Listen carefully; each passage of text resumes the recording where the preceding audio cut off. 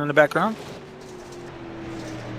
We're back here live for Thursday Night Thunder on the Coast to Coast Racing Network. I'm still joined in the booth by two friends. They're gonna help me BS my way through this thing. We've got 17 minutes here until the green flag, so hoping to get some more guys. Right now we have 7 registered, I think, here at Kern County, the Pro Late Models. But Dean, what, 30 laps tonight, I think? Yep, 30 laps at Kern County. This is a tough track, and it's not the favorite of a lot of people. But hopefully we'll get a couple more. I was figuring maybe 10 cars tonight, and we usually, because we can't advance to 8:30 because that's the advertised time. We usually do get, a couple guys that come in later, like John Hines sometimes, and they'll come in like 8:20, 8:25. But you know what? With the guys that are here that are going to run this race, I'll tell you what, you're going to see a darn good race, anyways, though. Yeah, and you guys. Speaking of darn good racing, man, those last 2 races, I think the first one, 3 cautions, and then the last one, you guys cut it down to 2, man. How tired are you after all those green flag laps here at the Bull Ring?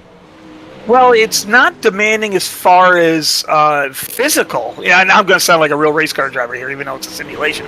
But it's more mental, because what Kern is so technical that you gotta hit your marks, and that's the whole thing. If you miss a mark, and somebody can get under you or even go around the outside of you, that's how you lose a spot, and it's so hard to make it up. So that's where you get from Kern. When Kern has bite like it is right now with the late models, these guys are going hard, with the cars. But then once it slicks off, it's technical. But, I said it earlier when I got interviewed by you guys, I'm not a real fan of the track, but yet Coast to Coast has had some real good races here. I remember the last time we were here, and I think it was a similar situation, very few cautions, and fight for the leads and photo finishes for heat wins and stuff. So, maybe we got to give this track more credit. Yeah, no, you're exactly right. Marty and I were treated to some excellent heat race finishes there in the big block. That heat number 2 and heat number 3, they looked like the Kentucky Derby there. They were tough to call up from the booth. I had the best seat in the house for heat 2. God, yeah, with Isaac and Blake. Oh my God! I was like, look at this. I'm in Discord. I'm like, look at this race. And they go, aren't you supposed to be trying to? I go, look at this. So I'm still a fan. We're all fans at heart, that's for sure. Yes. Yep. So, yeah, but no. Here if we weren't. That's for sure. No, it was. But it was good to see those races. It was a lot of fun. I actually had 0x in both races, so you know how clean it was. And you're side by side almost everywhere in that race, so good job by all. Nice. And, with only 6 cars, 7 cars so far, I expect we should have a pretty fast track here all night. Yeah, it's interesting. We were talking in the FTM Discord because you have an option of a right front brake. And usually in your modifieds, by feature time, you put it on. In the late models, I usually do as well, just to get that little extra bite. But because Kern is so tight and the corners are so really wonky as far as their apex, I'm going to keep mine off because you really got to run these cars hard to get them to turn here. So that's going to be a unique scenario. But you're going to see, I'm watching Dylan and Anthony right now side by side for like the last 4 laps. But look how hard they're throwing it in the corners. It's going to get interesting since, obviously the late models, the cars has a lot more width than obviously a Northeast Dirt modified. So I feel like at the same time, even while the track is going to be fast, I feel like it could be a little bit tougher to pass. You know what I mean? Well, that's what we were talking. I was talking to Blake Chapman, when we were in the Discord in the first race, and he said, yes, that's the thing, that these cars are longer and they're wider and they get more sideways because that's what you got to do. So to get around a car in front of you, you either got to try to swing all the way around so you don't hook the right rear and spin them out, or, well, if you want to, you can throw an elbow and try to go underneath, and these are the type of cars that you can get away with that a little bit. Yeah, speaking of those elbows, that I love saying that. You're going to have to get the elbows out in these. You're exactly right. Full fendered cars right now, the track isn't that wide, and we saw guys getting run into the wall in the big block and small blocks. It just really funnels out of the corner so fast. Everybody wants to float up on exit. But Dean, to kind of rewind in time, I'm glad you brought that up. Talking about the right front brake, Marty and I talked about it a little bit. Did you exercise the right front brake? Like, did you use that? last? I used it in the feature for the 358s, and I used it all night in the big block. Every race in the big block, I put the right front brake on. It's me. I'm a little heavy on the foot, even though I got the V3s now, and they're teaching me not to do that as they vibrate underneath me. But because I enter in a corner probably harder than most. And I don't know if that's the right thing to do or not, but I really do enter in a corner hard. And for me to get the car to turn and to dig in a little bit, I need that right front brake on. Now, there's a lot of guys with FTM that won't even touch it. And it's because their style's a little bit different. They set their cars up to go in soft and come out harder. I'm just the opposite, so I need that right front brake. Yeah, I'm with you. When I run these things, I tend to use the right front brake a lot, and especially I think it helps you the longer tracks that narrow out, like Williams Grove. I love using that to help pin down to the bottom. Different guys, different driving styles, that's for sure. Absolutely. Yeah, absolutely. And completely different cars, too. Yeah, these cars, though, I made a mention, I'm starting to run them a little bit more. About 2 seasons ago, they changed the steering on them. Because before, the steering used to have been really bad. You would see the cars twitch going down the straightaways because you have to overcorrect and all that. And they finally got that out of there. And I've been saying to, the guys in Venom and some of the FTM guys, I said, guys, you really need to come over to at least the Pro Late models. The Supers, that's a whole different ballgame because there's so much power with them. But I said, you're really going to enjoy the Pro Late models. And a few of them, like Sam and Anthony, even though Sam had to go, but you got Dylan Kinsey. Even Brian Lawson's kind of dipped into them a little bit, and they turn around and say, you know what, guys, that was a lot of fun. And hopefully we can get some more guys to try the Pro Late models. I know, there was a couple seasons there where the steering was just so god-awful that everyone got turned off on them. But, if you haven't tried them, come on in, especially the coast to coast. I mean, we're going to get 10 to 15, 10 to 16 cars usually. But it's a great way to learn, and you're going to have a lot of fun, and it's also broadcasted so your family can watch. Yeah, and you talked about it there. I think that is what turned a couple guys off there about 3 builds ago when the thing was just so tight, man. Every track was a train track. It seemed like you had to hug that wall. But now, I mean, we're seeing guys in practice here use all different lines. You can manipulate the car, and, man, these dirt builds, Dean and Marty, they just keep getting better and better and better. Oh my gosh, I love the way these dirt setups have progressed in these past few years. My first year of iRacing was 2020, and I think I mainly got it because of the big blocks, because they were approaching the time of coming out on iRacing. And I tried it. I thought it was a lot of fun. But the thing was, at the same time, when you're driving in like a regular official race, is that you're keeping the wheels straight and stuff like that. You want to have a little more turn into it, you know what I mean? So then, as I started to get into the open setups, off of Swan Speed Shop, actually at the same time. Good plug, Marty. Yeah, thank you. That's who I use. That's what I use for the modifieds, thanks to you. So I liked it. I was actually winning races, and it felt like I was driving a modified. But now that we're getting the tire fields and stuff like that, how you save tires. It's absolutely incredible with the way it's changed, and I love it. I mean, I may suck at it now, but I still love it.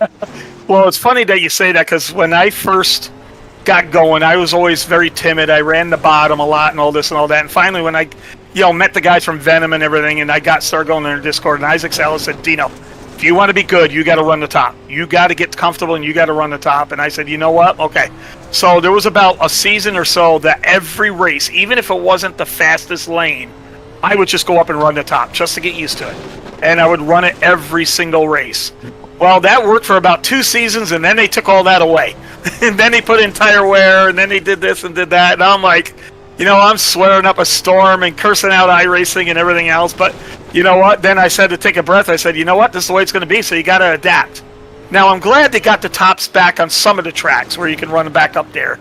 But it wasn't still like it was, a year and a half ago. But they have done a good job because I think they evened a lot of tracks out, especially like Eldora. I think Eldora is the most improved track on the sim because before it was always up against the wall, just hugging and hope you don't hit the wall so hard you take yourself out.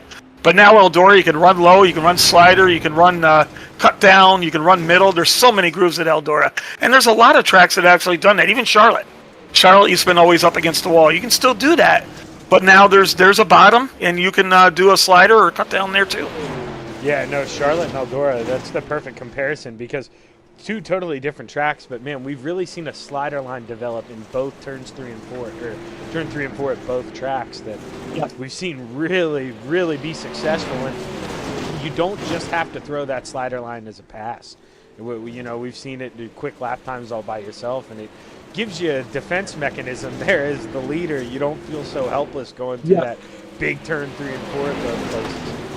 Well, when you're leading, the slider line is the best defense because you go in low to block their entry down low, and then if they're trying to sail the top, you're eventually going to slide up in front of them. So, I mean, sometimes you got to do what you got to do, and the slider line is definitely the lane to do it. Oh, yeah, we're watching a good battle with you and who is that? Kurt Schatzer? Kurt, yeah, he's pressuring me there pretty good. Whoop, sorry, Kurt. I think I chopped in there a little bit. Templeton coming up too. We're gonna have a 3-car battle here here pretty soon. Let's do a little live admin here. Hold on, I'll get on. Hey guys, we got about 5 more minutes, and then we'll advance to the time trials. So I'm actually up in the booth with Marty and Zach right now. So I told them we're going to put on a good race tonight. But yeah, about 5 more minutes, and then we'll advance for time trials, guys. Yeah, that was a good picture right there. Right as you were finishing up talking, all 3 of you were in a different line, completely sideways. Look really good in that camera up there. Man, Kurt Schatzer, he's quicker.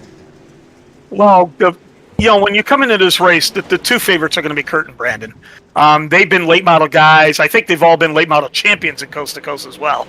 And my goal is to see if I can actually pass them once and say I did it, and then take my car into the pits, crack a beer, and say I did it, and I passed them once. But they are good. I mean, coming into this race, you got to think Brandon Templeton, because I saw the times that he was putting up in that modified in the big blocks, so I got to think that's going to carry over with him here in the late model race. But we all got to run the races. It's tight confines, anything can happen, and but I think even with the 7 cars here, we're all going to be in a big pack.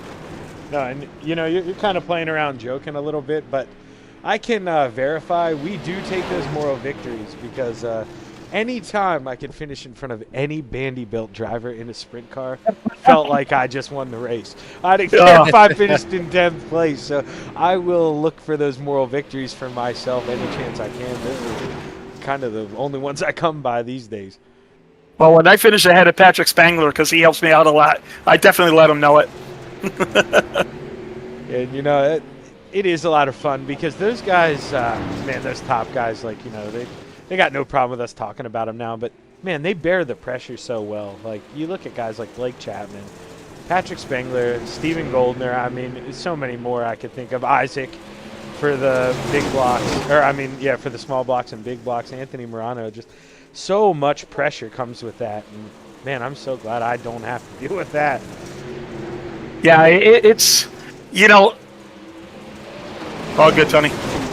Yeah, it's, when you get some wins now in Coast to Coast, you take them proud. I mean, that, me winning that 358, yes, I think that's my 31st overall win with Coast to Coast. But I'll tell you what, it's the competition is so tough here. And now that I brought in some of the FTM guys, and even though we have low I ratings to come into the league, most of it's because we just don't run officials.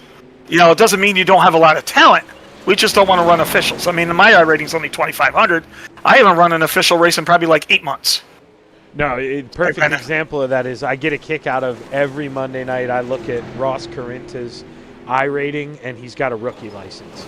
And I'll tell you what, he don't drive like no rookie. So you're exactly right. Some of us just don't really, wives, kids, just real life jobs. We just don't have time for the official races, and this is our escape. Oh, Ross, I mean, I think he had tried, too. Ross I think he could go for a pro license. I think some of those guys can. I think, I think Goldner can. I think Spangler can. Blake Chapman can. Kyle Moonen, he's kind of, Kyle was up there, but him and Brendan Lacey, they were in that category, and they still are talent-wise, but they're just not on enough. They need to get back into a full season, run a lot of races, but you can put them in that category. So, here you are coast to coast, and you're talking about guys that could get pro licenses, and that shows you what's in this league. No, yeah, exactly right. I mean, you really could argue, at least 3 off the top of my head that could be in that sprint car race with Blake, Goldner. I mean, Oh man, even more Lacey Spangler, even more I can think of. It's so impressive. So I mean, anytime you even sniff those guys at the finish line, you're like, man, I did something right. Yeah. Well, I'm going to let you guys go. I'm going to go in my own little room and start admitting, and hopefully, so with 7 cars, we're going to have 1 heat, and that, of course, will set up the lineup for the feature. It'll still be a 4 invert, and then we'll go right to we'll do the full 3 minutes for the practice, and then we'll go right to the feature. I'll tell you what, I think I have until 9:30 for the Xfinity race, so take your time. And Fair enough. Zach, I'm gonna let you call this one, so I'm gonna bug out too. Have a fun night tonight, guys, and we'll talk to you all soon. You take care, Marty. All right, see you guys. Yeah. Appreciate the help, gentlemen. See, they're all gonna clear out here, and in about 1 minute, we're gonna get ready to go racing here. You heard the man, the admin there. He said we should only have 1 heat tonight. I believe him, but I'm not going to hold my breath. I've seen these things before. I wouldn't be super shocked if we had a 3 and a 4. Won't be the most excitement, but we're going to make it work tonight. And like I say, I won't be here by myself all night. We'll have Travis Piercefield coming in with me. He should be here. His son's team advanced in their Little League tournament, so good luck to them. Hopefully I hear good news when Travis comes back. We're wishing them all the best of luck tonight. But he's on the East Coast with me. It's getting dark out, so hopefully that game's over. Hopefully they got lights out there. Not they're going to get some kids getting some black eyes and some broken noses. But you're seeing it up top. Finish board, it says. We're going to get ready to roll over to qualifying here. I'll let you know who this first guy is off pit road, and we're going to ride on board.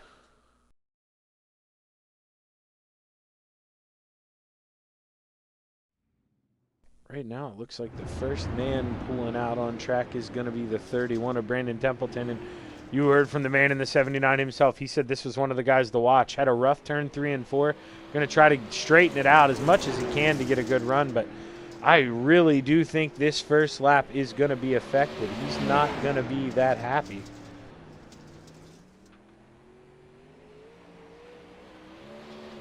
Right now, Brandon Templeton, you're going to see put down the first lap of a 13:78 here.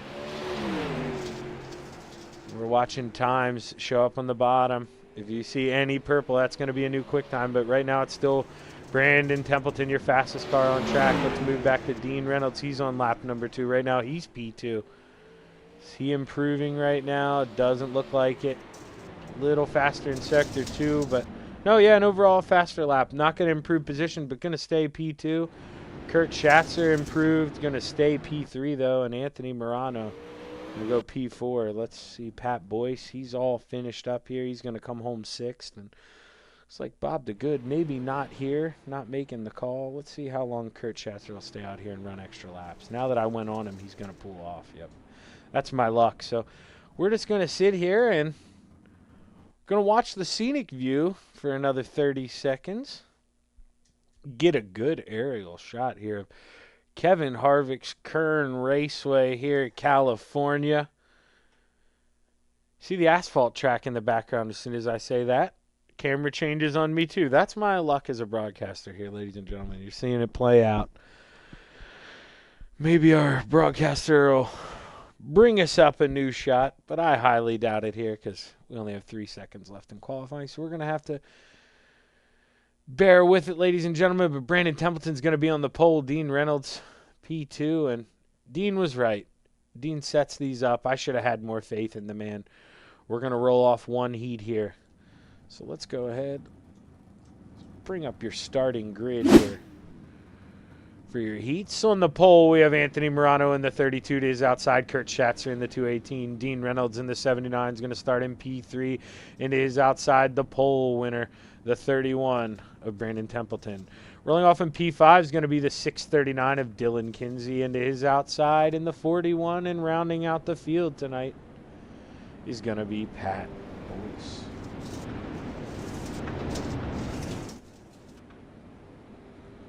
So should be an overall quick late model race. 1 quick heat.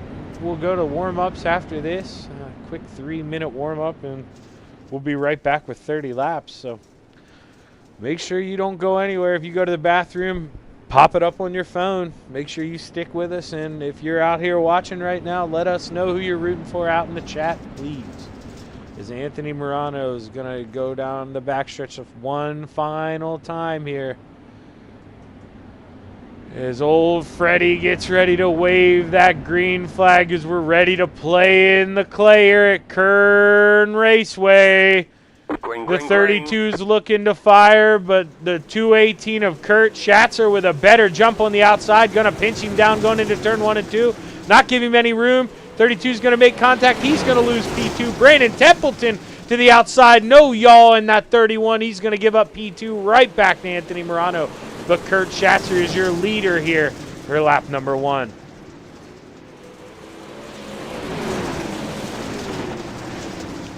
That 18 of Kurt Schatzer just leading the way out front. Not much trouble behind him, but the 31, he's got the 79 of Dean Reynolds breathing down his back, and Dylan Kinsey is looking behind him. What a shot there going down the backstretch as they're throwing it in there. Kurt Schatzer is ready. We're halfway. We have 3 to go. Still out front. He's been your fastest car on track. Right as I say that, Brandon Templeton, fastest lap of the race at a 13.8. He's in P3, though. He's got a long way to go to catch that 32.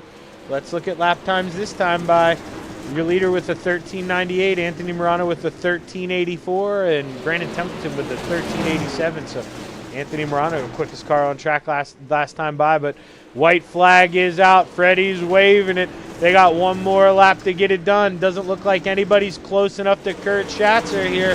Final time through turns 3 and 4.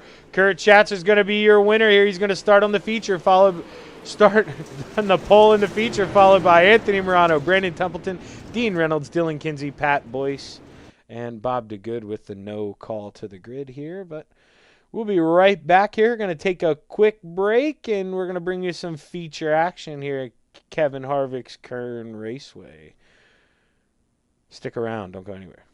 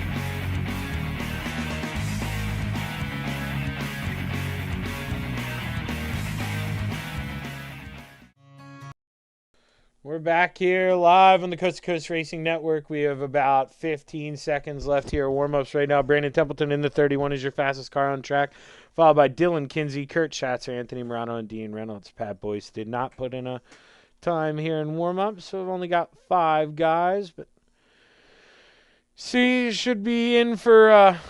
Man, Dean will be in for a long night. Brandon Templeton's run. I think most of these guys, actually looking down at it, have run all the races tonight. I anticipate no more. I don't want to throw the hex on these guys, but man, no more than 1 caution and only a 6-car field. They should behave themselves here, and I imagine we're going to see some battles up front between Kurt Schatzer and that man in the 31 right behind him. Don't count out that 32 either, but they've got to be the 2 favorites going in here. I'll show you the starting grid here. You saw the way they finished the heat. Kurt Schatzer in the 218 is going to be your man on pole. Outside of him is going to be Anthony Morano in that 32. Brandon Templeton on the inside of row number 2, rolling off P3 to his outside. Dean Reynolds in the 79. Rolling off on the inside of row number 3, we have Dylan Kinsey in the 639. And I believe, yeah, Pat Boyce did not make the call. So we got 5 guys out there right now. So I expect these guys to be on their best behavior. And get this thing over with. Which that leaves me with a lot of time to gossip with you guys after this race, because like I said, I think I said 9:30. I had to double check. This thing rolls off. The Xfinity race will roll off at the earliest 9:15. So hopefully we get a good car count. I'm going to throw a couple commercials up after this, but we're getting ready to play in the clay here at Kern County Raceway. Kurt Schatzer's going to lead the field to the green flag. Anthony Morano in the 32 with a good jump on the outside. Anthony Morano is going to look to carry that momentum out of turn 2. He does. He's going to be your race leader going into turns 3 and 4. Kurt Schatzer, though, he's not going to go away. And speaking of going away, he wants Brandon Templeton to go away. Where did Brandon come from? Going to run that bottom, trying to make a 3-way battle for the lead. But, man, Anthony Morano is going to say, go ahead, boys, have at it. I'm going to go away now. But, oh, no, he gets a little sideways. Gets some help from Kurt. Brandon checks up as Kurt comes down across his nose. Brandon gets a little help maybe from Dylan Kinsey. Tough break, but Dean Reynolds ain't going to be crying. He's going to gain a spot out of that, going to move up to P3. But Brandon Templeton, man, he is not going to be a happy camper right now. He's got a lot of ground to make up, and I don't anticipate many cautions with the field spread out, so good luck to that 31. We got to keep our eyes up here up front as Kurt Schatzer in the 218 keeps trying to go to work on that 38 Anthony Morano. But actually, who's got the best view in the house? This man in the 79, Dean Reynolds.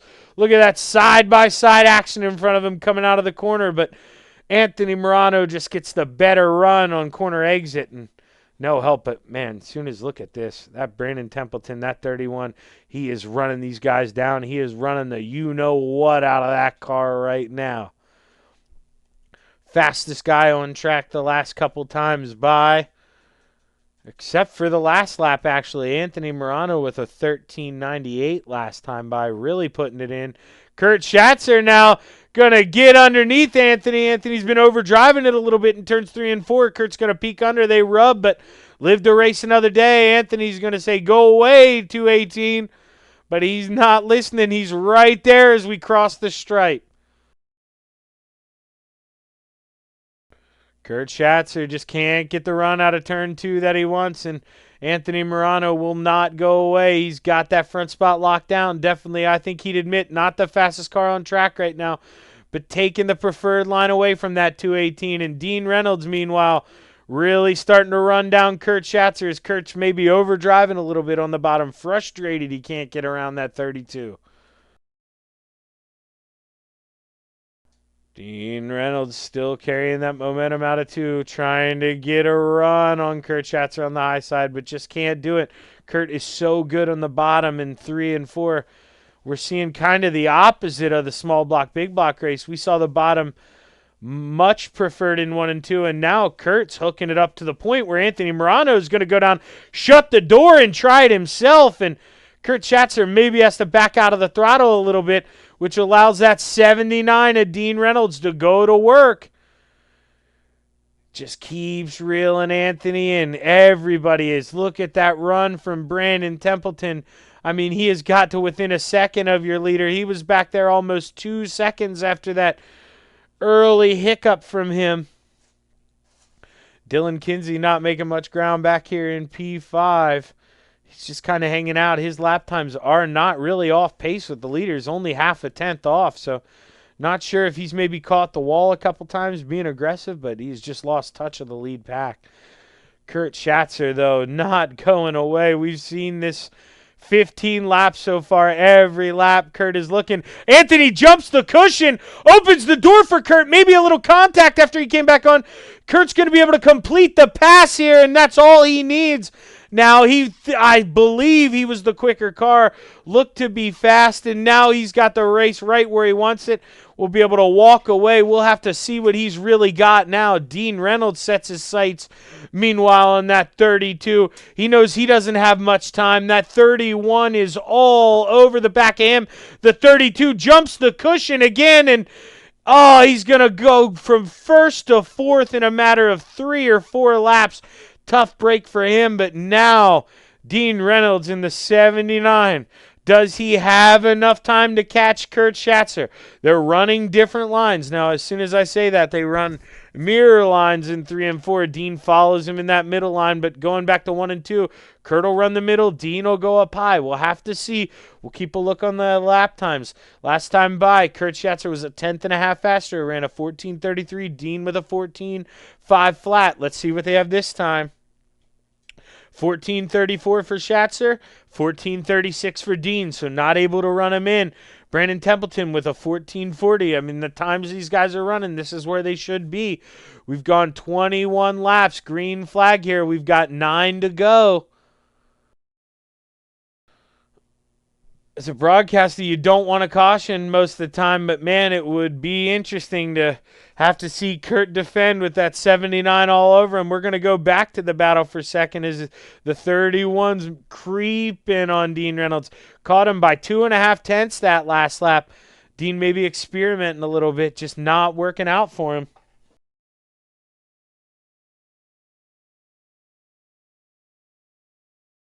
Brandon Templeton looking on that high side, just trying to get a run. He comes to the back end of the 79, going in the corner. Let's ride on board. We were with Dean there. Let's ride on board with Brandon. Dean with a little bit of a hiccup coming out of turn 2. You see that opens the door for Brandon. What's the run going to look like? Not enough. Trying to pinch it down on the bottom. Dean's going to open up the top. Let's go back on. Let's see what this run looks like. 79 easily going to clear him coming off the high side. That's just the preferred line right now in 1 and 2. I've said it all race. But your leader out front, Kurt Schatzer, 4 to go. Goodbye, good night. It's all over. I mean, when have we seen this before? You let that 218 get out front, and he does not look back in these late models. Multiple-time champion, and he has proven why. He is just gone, checking out. Consistently a tenth or two faster than the guys behind him, but this battle is still on for P2. We're coming on 2 to go right now. If Brandon's got anything for that 79, he's got to throw it at him now as he's trying to hook up the bottom in 1 and 2. Just can't make it work. No exit speed.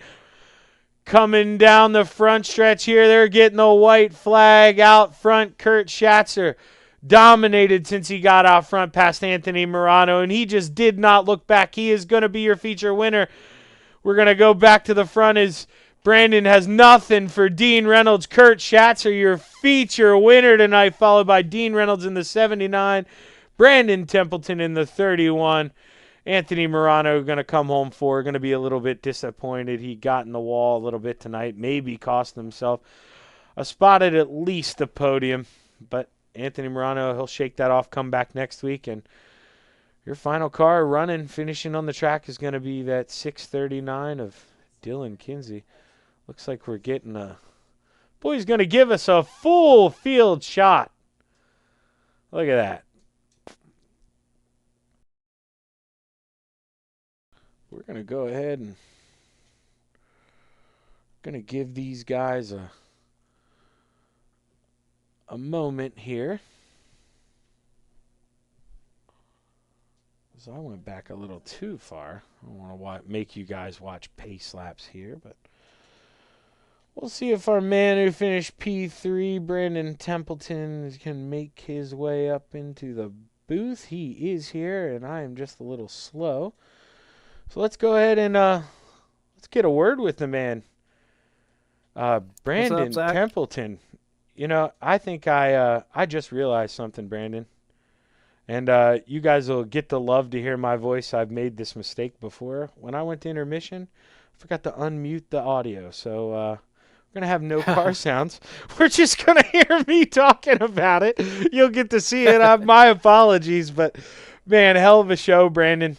We saw you get into trouble on lap number 2. And, you know, I wrote you off. I really did. I didn't think, you know, I kind of figured it would go caution-free. But, dude, you battled your way back up there. Talk to us about that hard-fought battle. It was just, really slick, and the cars don't handle that great. I don't know if it was the setup or, it's just a tough track, and they like to push, and then they break loose, and it's tough to keep them, on that perfect traction line and that slip angle. But, just trying to focus lap after lap. Sometimes when you get behind like that, you try to do too much, or you give up, or you lose focus, and just trying to hit my marks lap after lap. And then you never know, maybe they get together in front of me or whatever. But I was able to get up there to Dean. Didn't have a whole lot for him. He was able to hold me off. He said he was holding me up, but that wasn't really true. I wasn't ever letting off to let him go anywhere. So good race to everybody. Pulled it off, pretty much green. So that was fun. And thanks for doing the broadcast. Yeah, Brandon, it's always fun watching you race. You race so hard, and you got caught up. It wasn't your problem, but man, you always have such a good attitude, dude. You're somebody to really look up to in the league. You always try to look at the bright side, even when it's really hard, man. And you did a good job of not turning off your drive tonight and really putting your head down and getting it back up to a podium spot to help you out in this points. So, congratulations, man. You got anybody you want to thank? Yeah, I got to thank Jay with Dirt Track Bank in Malvern, Iowa. They're Malvern Bank. Check them out online at dirttrackbank.com. Extreme Images, Maley's Makery, Big C's Lawn Care, Got Your Six Racing Network, Hammer Down Racing Team. You guys for doing the stream, and everyone that helped out with the league. Thank you. Well, Brandon, like I say, man, congratulations, and I apologize for the audio, but you guys will get a little kick out of it. But we'll have it fixed here for the Xfinities if you decide to show up. But, man, congratulations, and, man, I'll look forward to talking to you again many times this season. Thanks, Zach. That's Brandon Templeton, your P3 finisher. You know what? I think I just noticed everybody's up in the waiting room, and I have a lot of time to kill. I'm going to pull up Dean, but like I say, I just noticed everybody's in the waiting room, so hang on, Dean. We're going to make you hold off here. We're going to pull up We invited everybody because you said you got to kill the 9:30. I said, you know what? We're all going for actually, Anthony said we're all going to do a photo, and I said, let's all go up and talk to Shaggy. Yeah, that's going to be the move here. All right, Dylan. Hey, man, thanks for coming up here. I got you a little bit of airtime there, but talk to me a little bit about what happened. I was looking at your lap times, and I brought up, dude, you were just as fast as those guys up front. Did something happen that made you fall back? I just, when Templeton got crossed up or whatever, I got in the back of him because I had such a good run going in, and then I just pretty much spun him out, and I just let him have the spot back. So I kind of just lost ground after that, and then I got into the wall a couple times and started spinning my tires for a few laps. And I don't know, I was just supporting the field, really. Well, man, it's a good way to learn, though, Dylan. Even when you're back there by yourself, you can do different lanes and stuff like that. No, and like I say, man, seriously, I've run the iRacing software. Like, I was so perplexed because the lap I pulled you up, you were quicker than the leader that lap if you go back and look some of these laps. So I was like, man, he must have got caught up in something because, yeah, there were some laps, man, where, I mean, you were the class of the field. So it's scary to think if these aren't your forte, man. Once you get this together, we might have a new contender in this bad boy. They're actually not. I don't spend a lot of time in them at all. It's like really hit or miss, and it's just like some people say they're comparable to a big block. To me, they're not. Like these, I feel I have to remind myself to get onto the right rear and stay there. Like big block, I don't really drive it like that, so. And I forget if these get on the right front, you're going slow. So it's just, I don't know. I just dabble with it really. Well, impressive job tonight, Dylan, and I'm glad you came up here, man. These small fields, I always encourage guys to come up and just BS. I miss the days when everybody used to sit in the Discord because I would have pulled you guys up during that race and really made you work for it. You really would have messed me up then, probably. But yeah, man, Dylan, thanks for coming up, dude. You got any sponsors you want to thank on that machine? Oh yeah, I got to thank everyone at Full Throttle Motorsports. Dean Reynolds at Super Dirt Car, DJ for the rap, you for the broadcast, and everyone at Coast to Coast that makes it happen. Well, thanks for coming on up here, Dylan. Hopefully I get to interview you again next week, man. You're a good guy to have in the league, and we really appreciate you coming. Hey, I appreciate that, Chapman. Thank you. Be good, brother. Dylan, Kinsey, let's go ahead. We're going to make Kurt wait even longer here. He's going to love me. He won. He should. Yep, he should. Yeah. Hey, Anthony, man. What happened tonight, dude? I love you, and I feel like I always, you're a guy I root for, so I got to beat you up sometimes. Man, it looked like you had that thing locked down, but that backstretch wall, it was just your kryptonite here. Yeah, I think every race tonight I hit that wall there right before pit exit. It's like, oh man, knocked the rear out in the 358 race and fell off the podium with that. And then I don't think I hit in a big block race, but I got stuck in traffic and I couldn't get around. And what are you gonna do? Well, we're gonna change this around because you brought up that small block race. That made me think of something. Dude, what are we? This was race number 8, I think. When are you gonna not finish on the podium? How do you do that? How are you so smooth? Or not podium, top 5. You're 8 for 8 in the top 5. How do you do that week in and week out? A lot of patience. That's pretty much what it comes down to. You just got to kind of just mind your P's and Q's there early and just hold on. And I mean, I got lucky in a 358 heat race. Logan got a little bit of a jump on Jeff and he gave him a black flag. So I knew if I just got ahead of Jeff and let Logan do whatever he was doing, not race him, just worry about what I was doing, and I'd start outside front row. And that was the main thing there. So just, I got lucky with that. But yeah, it's especially at Kern. Kern's a tough track. It's so tight.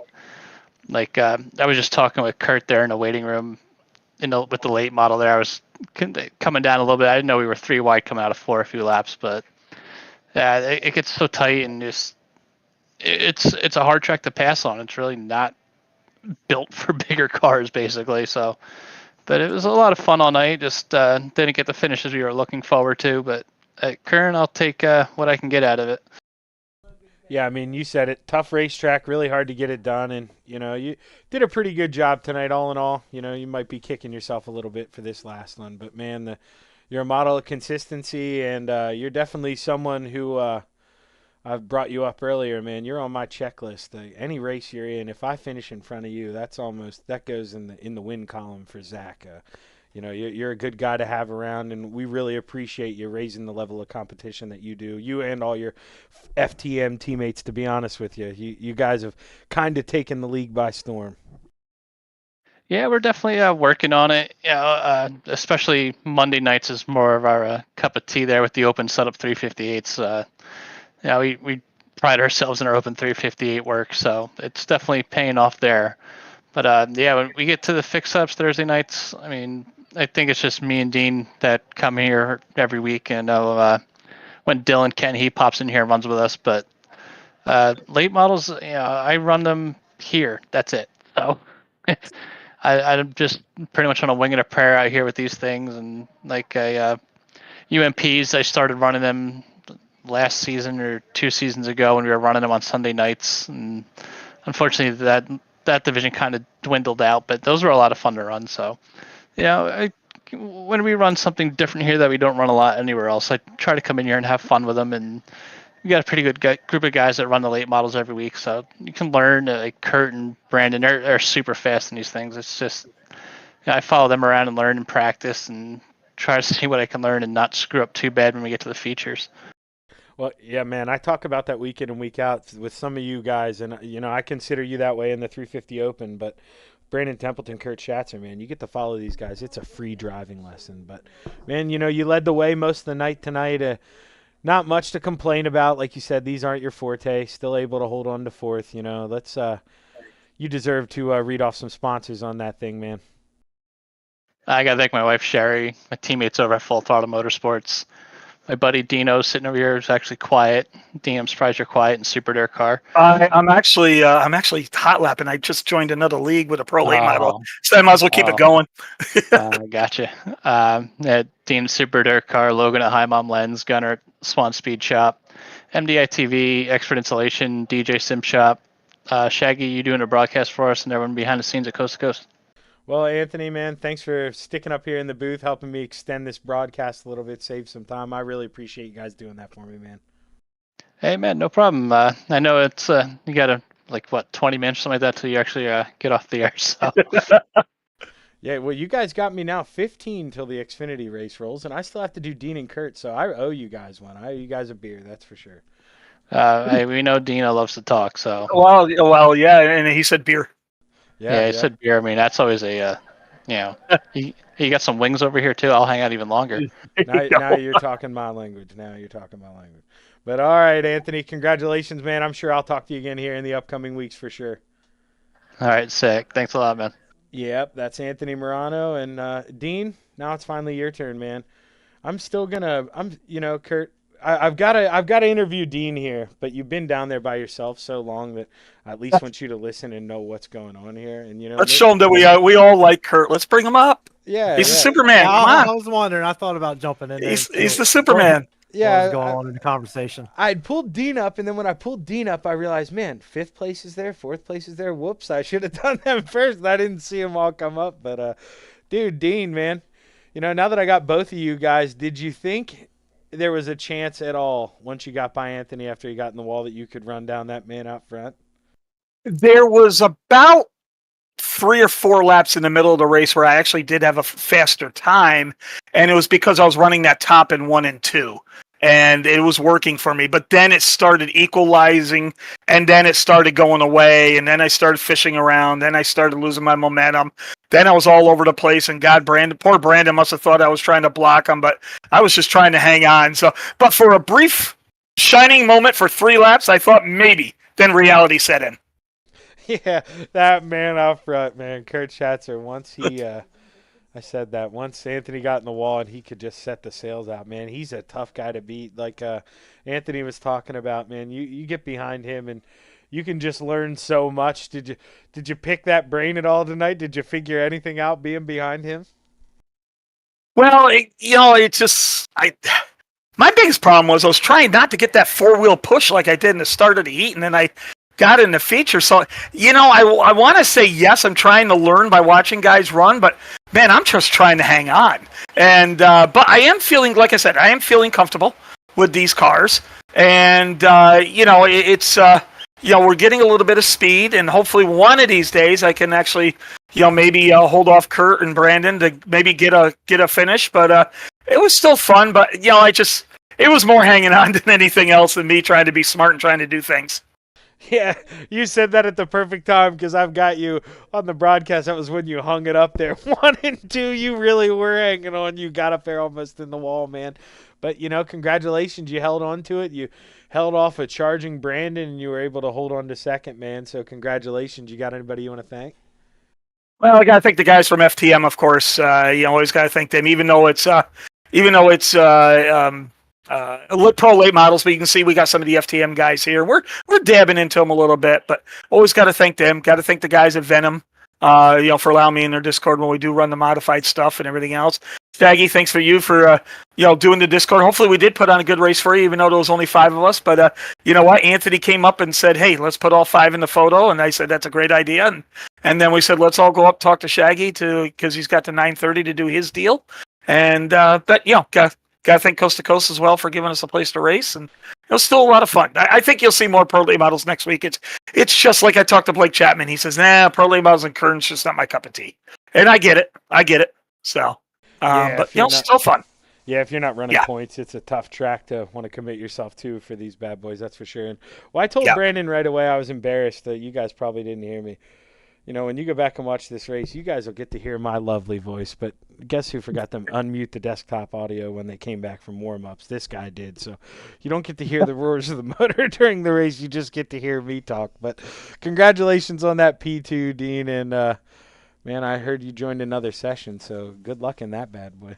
Yeah, we hit the wall, and it's supposed to be 3 consecutive good laps. So I'm starting dead last in the heat. So, oh well, we got some work to do. It looks like only one car is going to go home. So I just got in here, and I said, you know what, I'm going to do some more laps in the Pro Late models because I want to beat Kurt Schatzer just once in a Pro Late model. So that's going to be a goal. But no, congrats to Kurt, man. You earned that, and great run, and we had a lot of fun. Thank you, Dean. There, you're not too far off there. You came a long way, especially here in these late models, and you're hard to beat in the modifieds. I appreciate it, man. Well, and, that leads to the man there who was talking to Dean. This is the man of the hour, Kurt Schatzer, man. I watched it. I think you got him on lap 17. We watched you go side by side for half the race. Did you ever think you were going to get him? Hey, what's up, Shaggy? Yeah, maybe. I don't know. Tell you the truth, I was just waiting. I mean, I found a nice line that really worked for me down in 3 and 4 that I could really close a gap up on them. Like whatever I would lose down in 1 and 2, if I hit my mark down in 3 and 4, I could close up maybe like 2 or 3 car lengths on them. So like I knew I had something there, and then I was waiting for him to see something or Dean to let him know that it was fast down there and to come down and take the line away. Morano, he's a top dog on the bottom. He knows how to get around. So, yeah, I was tickled to death to get out front there and just keep hitting my marks. I mean, towards the end of the race, my tires were going away. I was praying a yellow wouldn't come out. Car was getting really wishy-washy on me. Yeah, well, you described almost it's like you were listening to the broadcast there, Kurt, because you were running him down whenever you kind of back off of it and let him get you by a car length or so. I mean, you would suck that right back up with the runs you get. But man, Kern County, just talk to us about how it really funnels up coming out of the corner, and when you got to bind it down on the bottom, man, you lose all that momentum. Yeah, especially in 1 and 2. I mean, that's the problem I was having in the 358 modified race. I mean, you could set a guy up. It looked like you had him set up, but you would just lose it just bogged down, and you just watch the guy just walk right away from you. Yeah, 1 and 2, it bogged down, but just the way the track was shaped, you seem to be able to get your momentum by the equal to the guy on the outside of you. Yeah, I'm pretty speechless here. I'm not really a big talker, so. Oh no, Kurt, man, dude, you do all your talking on the track, and that's the kind of guy we like, man. You had to earn this one. It was not easy, starting on you did start on the pole, but we both know. Yeah, man, that ain't really the pole here. So you had to earn that one, man, and you got it done, dude. So congratulations, man. You got any sponsors you want to read off on that puppy? Yeah, I got to thank Dirt Track Bank, Jay, everything they do to support racers all around the country. Hammer Down Racing, Brandon Templeton, congratulate him for getting that big block win earlier. Brian Dickens, shame he works a lot, so he couldn't find the time to get in and race tonight with us. The old man Joe Halter there with Got Your Six Racing Network and Friday Night Lights. They should be starting up the Friday Night League here soon. You got to check the schedule and see when that's starting off. And yeah, I've got to thank the wife, Bree, and my boy Mason. He's been kicking me in the ass, telling me to mention him whenever I get on the broadcast. And so, you guys on the broadcast and coast to coast getting us place to race. Well, I'll tell you what, Mason, I got another thing for you to get on your dad's butt about. Tell him to get you a rig now. We've got a couple father-sons in here. It's time to start begging for your own rig, man. Go out here and whip your dad's butt every night. Oh, yeah, for sure. He's already on that. He's jumped on mine a few times, and I let him do a little AI racing with the NASCAR, and we'll see how he turns out here. Maybe I'll get him in the league here for long. I always gave my dad a hard time about it, and I see it with my nephews and nieces, they when they go out to my grandmother's house, my dad lives at my grandmother's, I let them get on my dad's rig. My dad's got the nice triple monitors and stuff, and man, the way kids, I guess, they just watch their parents on it. Dude, they pick it up so fast, Kurt. It's unbelievable. I always tell my dad that's why I'm better than him, because Dude, he used to have the NR 2003, and he'd come home from work, and I'd be sitting down there racing on it, and he'd yell at me for busting up his Mad Catz race wheel and pedals. But, man, dude, those kids learn so much watching from their parents. Man, you ain't lying. I don't do any NASCAR and the asphalt stuff, but he was making laps the other day at Bristol, and then I got on to make a couple laps, and tell you what, I could not beat his time, so I don't know what to say. I'm gonna have to get him his setup here soon. Yeah, man, it looks like we might have a new Coast to Coast member soon, and oh man, it looks like I'm gonna finish even lower than I normally do. Well, I'll have to check, see if there's an age limit. He's only 8, so we'll see. You can put a 1 in front of it, and we'll just blur this broadcast out. I didn't hear anything, but congratulations, Kurt, and a good win tonight, man. I love having you up in the booth here. Man, thank you. I appreciate that. I mean, it feels like I've had so many runner-up finishes this season in the pro late model. It feels real good to get a win. So thank you. Have a good one. Yeah, congratulations. That's Kurt Schatzer in the 218.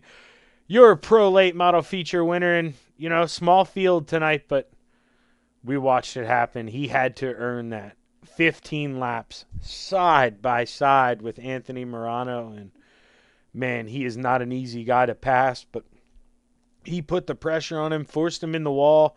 Well, it didn't force him, but the pressure got the Morano. He got in the wall coming out of turn 2, and that was all she wrote for this 218 who set his sails and never looked back. We're going to take a quick break here, and I'm going to change the grid over and stuff, and we're going to be back at Darlington here, so give me a couple minutes to do what I need to do, and I'm going to make sure too we're going to have audio, I promise, for this feature. That was quite an embarrassing thing, but stick with us here on the Coast to Coast Racing Network here for Thursday Night Thunder, coming back at Darlington.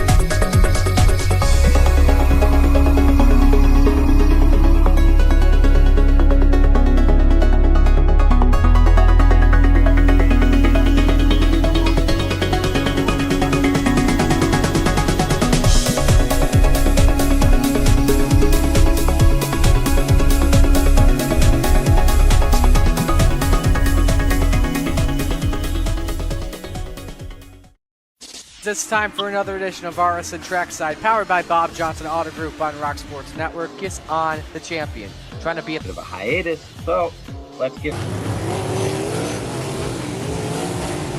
Right when we talked about it.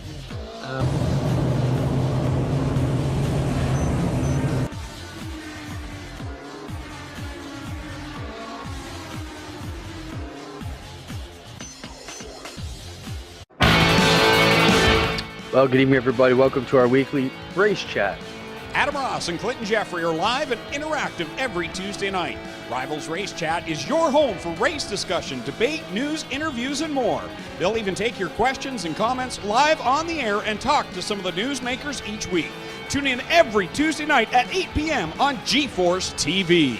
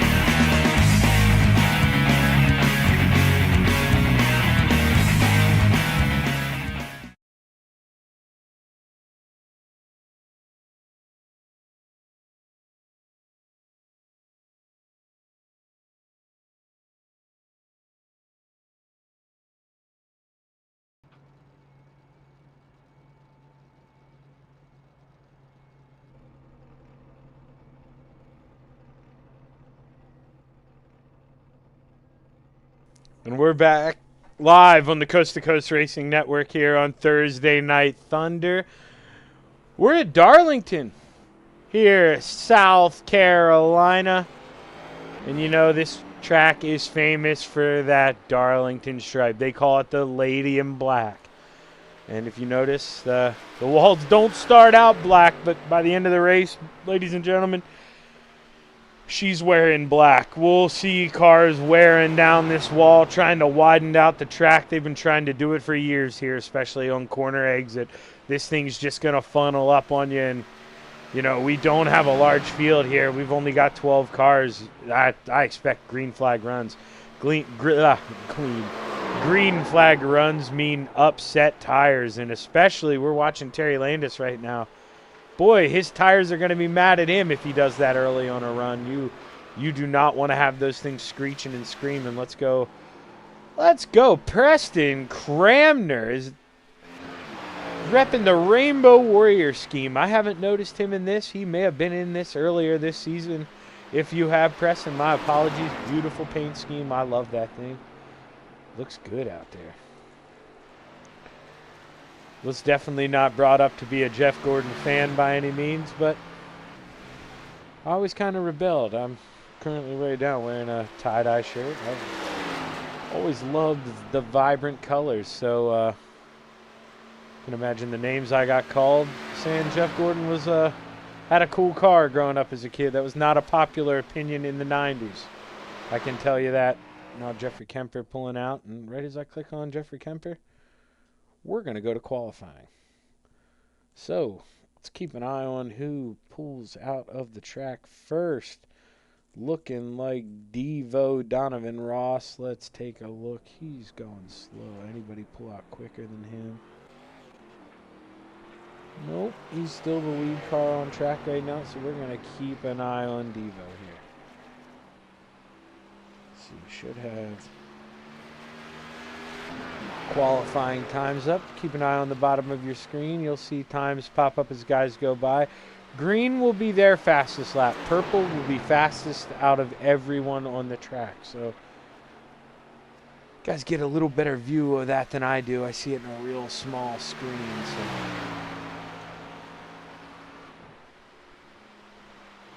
right now Keith Jackson is in the purple. We're riding with Donovan Ross. Devo's going to try to pick up some speed here, going down the backstretch, going to carry all that momentum into turns 3 and 4. Going to float up, get as close to that wall as he can here on exit. You don't want to lose any time, and he got a little loose. He's going to lose a lot of time now. Not going to be happy with that as we're going to start to see times roll in now. Donovan Ross with a 31.4, and you saw it. He's been the man with the plan these last couple weeks. Keith Jackson, 30.84.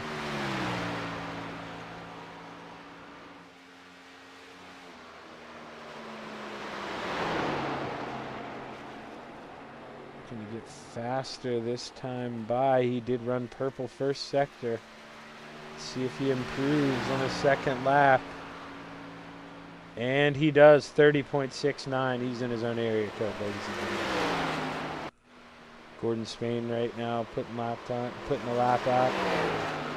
He's got one lap in the books at a 31.1.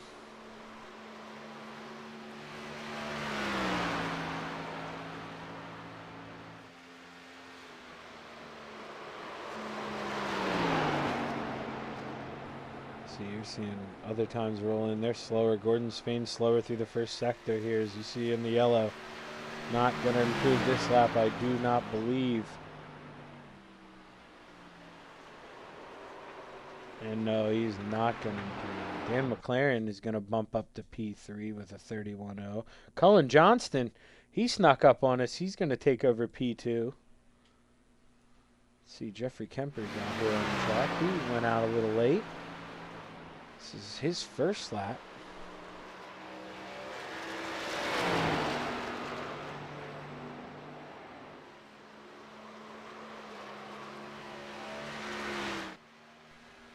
Jeffrey Kemper here coming down this long backstretch. Gonna get real close to that wall, maybe a little too close, might have touched it. But that's what you want to do. You want to push it up there to the limit. You don't want to pinch your speed off. Let's see what the first lap time looks like. Slowest on board, 32.1. So maybe just not having a good feel for the car tonight as he's a little off pace, but he's got plenty of time here to get this thing dialed in.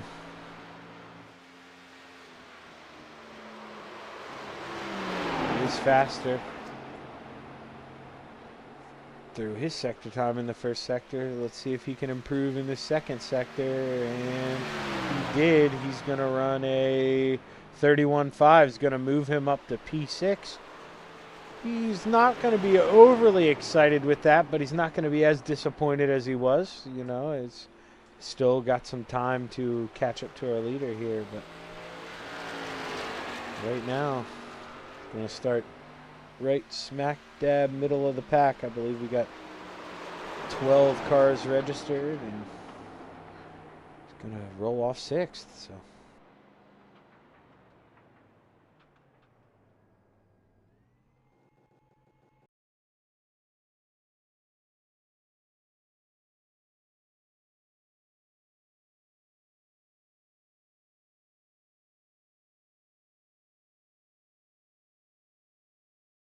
you know what? Cullen is a good sport. Let's see if he...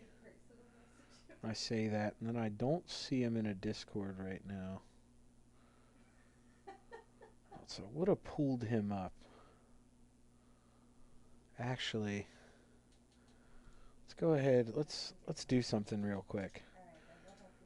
I'm going to bring up Dan McLaren to the booth. Hey, Dan. Shaggy up here in the booth, man. You got a copy? I got you. Well, hey, man. Impressive lap time from Keith Jackson. You think you got anything for that guy tonight? We'll see what happens. Messed up on lap 1, hit the wall coming out of 2. So, but yeah, he put down a heck of a lap. So he'll be tough to beat, but it'll should be a good race though. Well, I'll tell you what, Dan. I'm your biggest fan tonight. I'm rooting for you. Go get yourself some. Awesome, thanks, brother. All right, I'll move you back down there. That's Dan McLaren. We'll have to see if he can get it done tonight. Let's go ahead and read off your starting grid here for the race here at Darlington this evening. We got Keith Jackson on the pole in the 113 into his outside. Cullen Johnson in the 13. Starting on the inside of row number 2, we talked to him. Soupy Dan McLaren in the 88 into his outside. Gordon Spain. Starting on the inside of row number 3, we got Devo Donovan Ross to his outside. Jeffrey Kemper in the 181. Gary Offit's going to roll off P7 into his outside. Preston Cramner in the 07. Let's see what we got here. Terry Landis is going to roll off P number 9 into his outside, and P10 is going to be Jacob Butcher. Let's see. Carson Burrows, I don't see. He didn't make the grid, and Steven Bixler I also see didn't make the grid, so doesn't look like we're going to have all 12 cars, just 10 making the call for now. But should be a pretty exciting race. You heard Dan McLaren say he made a little hiccup there in qualifying. I look for him to be quicker here. He's normally a guy you got to watch out for, so we'll have to see if that red 88 machine has anything to say for that 113 of Keith Jackson. Don't count out that 13 of Cullen Johnson either. He likes to pace himself for the long haul. He's going to save his stuff, and he'll be there towards the end as we get ready for 90 laps here at the Lady in Black here in Darlington, South Carolina. Green flag is out. Excellent start for the 113 of Keith Jackson. Oh, Cullen Johnson maybe in the wrong gear, caught sleeping. Dan McLaren's going to go by. Devo Donovan Ross going to go behind him, and man, big loser there. Nothing Gordon Spain could do in that blue and yellow machine. Oh, tough break. But out front, we got Keith Jackson in that 88. Man, I issued the challenge for him. I got him hunting. He's going to go try to run down that 113 as they both look like they kissed the wall a little bit. 113 a little harder. Dan McLaren's going to get a big run coming out of 4. He's going to look to dive low going into turn 1 here at Darlington. Going to have to back out of it. Easy to get pinched down there. Car gets too loose. He thought better of it. Going to live to race another day. Car gets loose coming out of turn 2. He's got to back out. Let's go back through the pack. Let's check out third place. Cullen Johnson able to recover after that rough start. Going to pulling away from Donovan Ross a little bit. Oh, we saw it. There the Lady in Black gets one of her first victims. Gordon Spain in hard. Devo Ross as well. Gordon with a big run. Jeff Kemper with a big run in the middle. 3 wide. Jeff Kemper's going to gain 2 spots. Gordon Spain's going to park it in front of the 5. Gets a little loose, maybe a little help. Oh, we're seeing him go at it early here, boys. We got 90 laps. Preston Cramner's going to dip his nose into this thing. Going to look at maybe going around Devo. Out front, though, he is checking out, ladies and gentlemen. Keith Jackson, 30.96 last time by. Dan McLaren, 31.42. He's really issuing down the charge here. Back to where the racing is. Let's go back to where actually Gordon Spain's kind of spread his way out. Preston Cramner was able to get around Donovan Ross. Let's see here, Jacob Butcher coming up on Devo. You got to think Devo maybe got a little bit of damage getting in the wall hard. It just doesn't seem like, Devo, he'd be the first person to tell you he's probably not the fastest guy in these things night in and night out. But, man, he's struggling early. Maybe just trying to take it easy on the tires after getting in the wall, or maybe got a little bit of damage. Old Smokey back here, Terry Landis in the 161. Let's ride on board for, if I could get my camera guy to bring that up. Here we go. Let's go, big run. They're both going to eat that wall a little bit. Man, they're going to have to take some paint money out of all their checks tonight. We're seeing all sorts of smoke. You're hearing them beat down the wall. That's Jacob Butcher getting in the wall in front of Terry Landis, and Terry Landis is going to be able to clear him here at the line. You're seeing guys really abuse the right side of this thing, and I need to stress, you look at the top left of your screen, we are on lap 6. These guys get 3 sets of tires, counting the set they have on. They've got to go 30, 30, 30 if you want to be safe. You know, and somebody might even be thinking about a one-stopper here. I'm not too sure what they can do on fuel. And with the way this is going green flag, it's maybe the way it's leaning. Or if you think you're losing enough time on the track, maybe you do 30-30 it. And you equal stint the tires. But, man, there's going to be a lot at play here. Right now the battle on track is Preston Cramner. He's going to get in the wall of the Rainbow Warrior. Going to eat it. He gets in the inside wall then.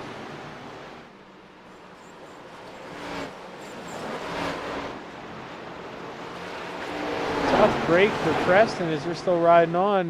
Can he get it, keep it going?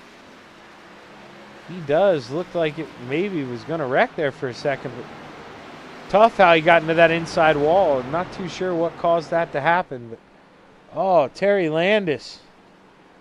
Terry Landis. Let's see. We don't have much going on. Let's go back a lap. Why is Terry Landis pitting? Let's see here. Does Terry get in the wall big time?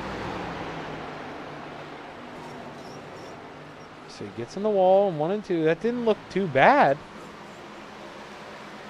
That one did. Oh, that one did.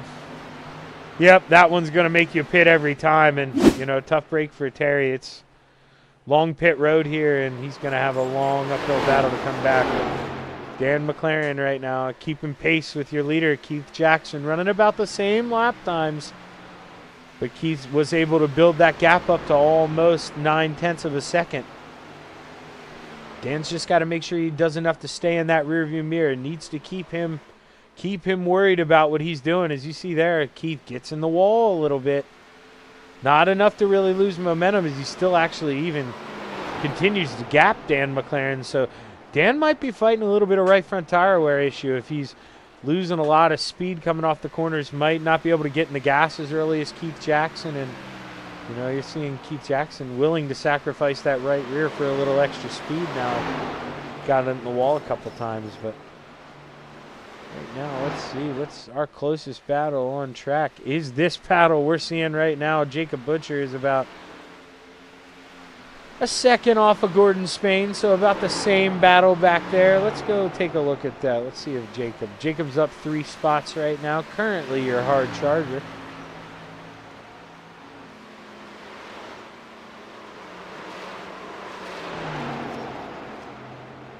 See, you're hearing people getting in the wall all around the track, and I imagine that time was Gordon Spain. You see that 38, it turned black a little bit. It's starting to rub some paint off that right side, really starting to tighten up, and we're not even close to halfway on a fuel run. So these guys really got to smarten up and start saving their stuff. And as I say that, I noticed Dan McLaren was losing some time. He got in the wall twice there, in the wall in the middle of the corner and in the wall getting out of the turn 4. So he is using it all in the wall again. Let's ride on board with Dan. He seems to really be struggling right now.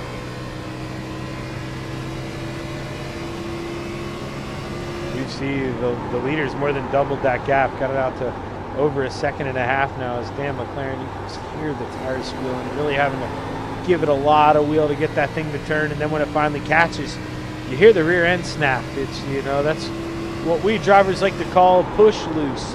It's pushing so hard. You see he's got to fight it. He's got to give it so much wheel, and to get it to turn, once it finally bites on him, he's got a counter steer there to the right coming out. And you're seeing it right as I'm saying. That's what he's fighting. He beat the tires up on that thing trying to keep up with Keith. And he's so tight right now. And we're going to go up front. We're going to see a comparison. It's missing along here.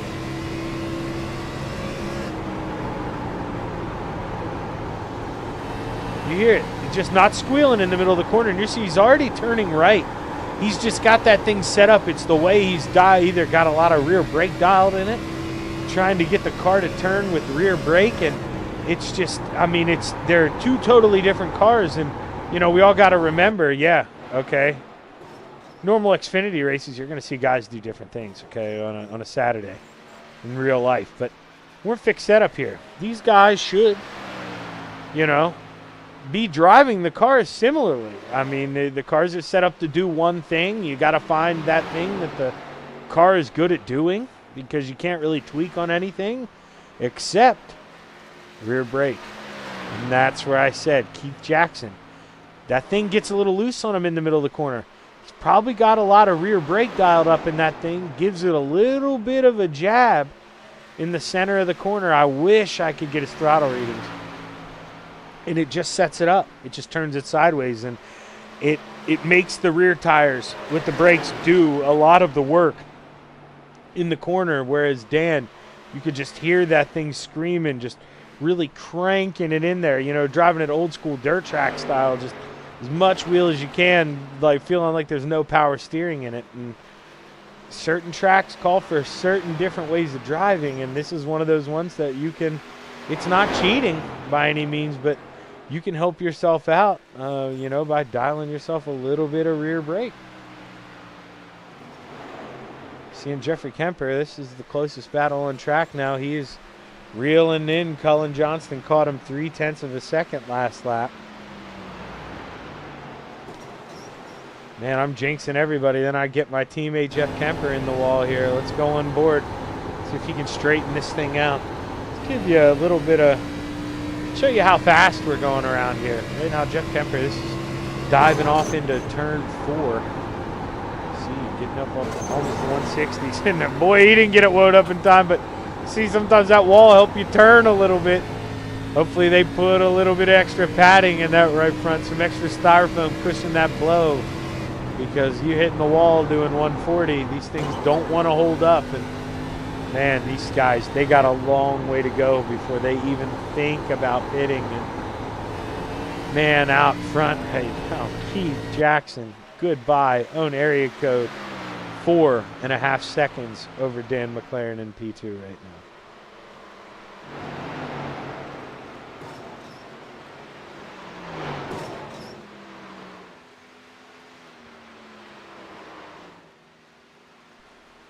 You see, just, I mean, it looks like they're just driving different cars here. It's just how he manipulates that car to get around this track. It is a wonder to watch. And, you know, before these guys know it, they are going to fall prey to this man.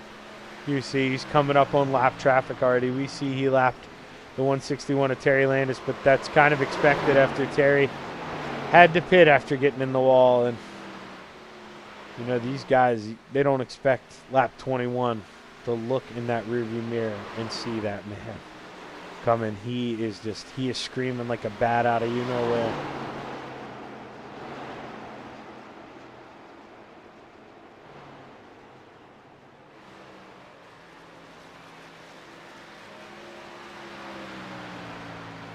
Had to wet the whistle real quick. Been going for a long time tonight. Little pause in the action as we saw earlier. Kemper, he'd gotten the wall. Jacob Butcher, he is pitting. This is an early pit stop. You've got to wonder, you know, we're going to do the same thing here we did with Terry. We're going to see if maybe he didn't just get in the wall. Oh, yeah. Yep, got in the wall.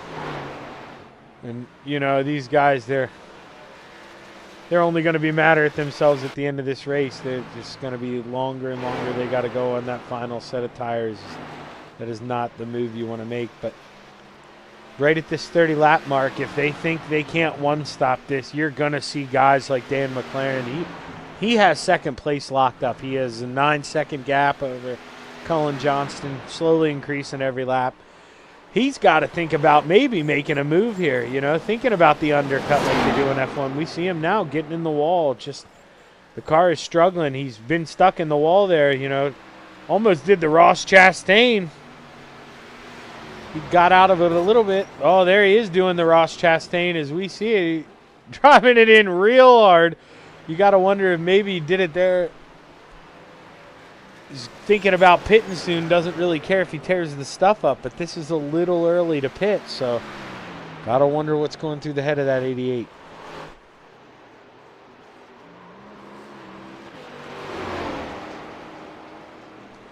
It's right there. You saw it. He overdrove the pits.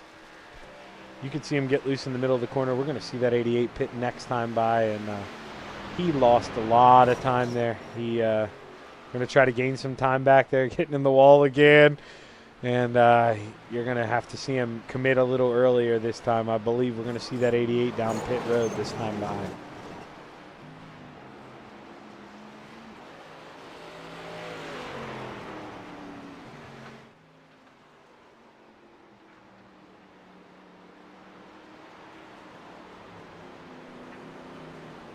Now you just got to make sure he gets that thing woed down, doesn't get any speeding penalties, and live to fight another day. But he's being aggressive like he has to be. That's, you know, the only shot he has at winning this thing.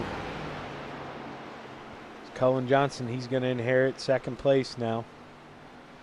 He's got Jeffrey Kemper 1.7 seconds behind him. He'll inherit third place, and 5 seconds down the road we have the 24 Preston Cramner. He's getting passed right now, I believe, by Jacob Butcher. If you remember Jacob Butcher, yep. He got those new tires, so gonna try to take advantage of those, but at the same time, you know, he took too much advantage of them at the beginning of the race. That's why he had to pit early. He's got to make sure he doesn't have the fall off that he had on the first run.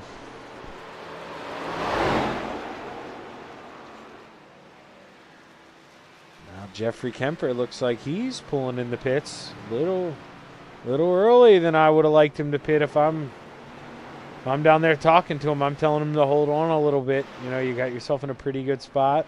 Just make sure you don't catch yourself out at the end with too old of tires.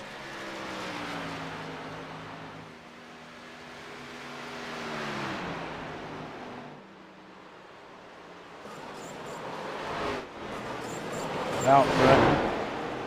Man, he started out there, and he has not looked back. Keith Jackson absolutely dominating the field right now. Him and Cullen Johnston yet to pit. The gap back to second, 16 seconds. For those of you, you know, don't really know too much about Darlington. Cullen Johnston's last lap was 33.43 on old tires, so he's got half a track on Cullen. Cullen's one of those guys who, I told you, he likes to just play the long game, take it easy. We're not going to see him short pit, try to be aggressive to win this thing. He's going to go as long as he can, hope for a caution at the end. Maybe he can steal it with some new tires. That's going to be his goal. But seeing Keith Jackson, he led his teammate Donovan Ross by. Donovan Ross on new tires. Gordon Spain in the wall in front of the leader. Did a good job keeping in the wall.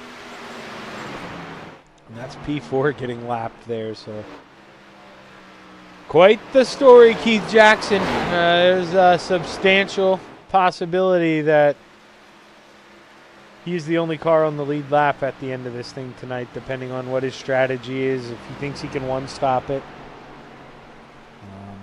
depending on how aggressive Dan is on these tires, will probably really let Keith know what he can do. But if Keith can one-stop this with how long pit road is here at Darlington, nope, he's not going to one-stop it. He's coming down now. Enough's enough. Said losing enough time to Dan. Now Dan's hoping he missed the brakes. He sped because Cullen Johnston here, he's may inherit the lead. We'll have to see if Cullen thinks about pitting or if he's going to evenly split this thing 3. And no, you know, he's going to do like I said. He's got to play that long game now because, I mean, you know, this is no shot at Cullen, but he doesn't have the pace to win this thing right now. Nobody does against Keith Jackson, so he's got to do something different. He's got to hope that he just extends this thing, gets a caution, gets fresher tires than those guys, and, you know, maybe he goes 50 laps if they can go that long on a fuel run. Maybe he tries to one-stop this. I mean, he's got a lot of cards up his sleeve. I'm sure he won't let us know what he's got, but this is going to be a battle we want to watch. Keith Jackson coming off a pit road. Dan McLaren with the short pit went by. So he did get the track position. Now, this is where it could fall into Cullen Johnson's favor, if we're being honest with you. He hangs out front. Dan McLaren makes that 113 work to get by him. Maybe they get into it a little bit. You know, that's the way. I know Dan's not going to do anything intentionally, but, you know, he's going to make it hard on that 113. That's the only chance he's got to win this thing, is maybe force him to make a mistake. And, you know, Dan's like the rest of us. He likes to win. So if Dan can force him into a mistake, he's going to do all he can. Preston Kramer, meanwhile, your guy in P2, he's going to dive in. He's had enough of the old tires. Dan McLaren, he'll inherit P2. And, you know, this is where, if you're Cullen, staying out this long, yeah, this has really hurt him. I mean, he was on the same lap as Dan. Dan's about to overtake him for position in a couple seconds here.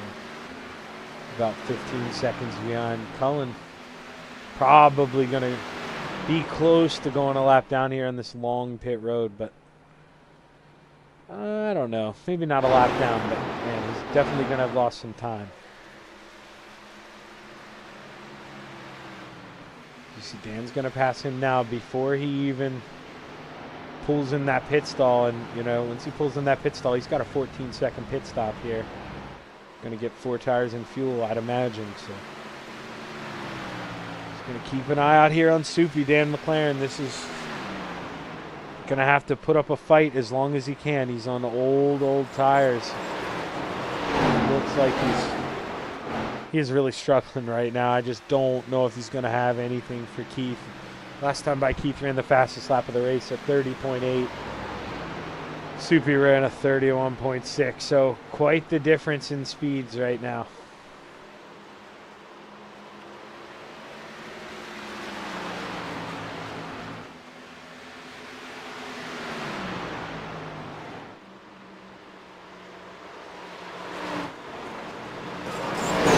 Dan McLaren just got in the wall here. It's Keith Jackson. He's going to get a big run coming out of 4. Going to go into turn 1, going to think about it. Dan's going to shut the door on entry, going to try to roll the middle. And this is where he's got to make Keith fight. This is where he's got to make him use those tires. Keith's going to suck right up behind him. Dan's got to make him earn it here. Dan's really got to make him earn it. And it's you know, it's hard to do. He's out there on 15 lap holder tires. I mean, that's a monumental ask. And you just saw Keith Jackson, easy work. Gonna walk around him, and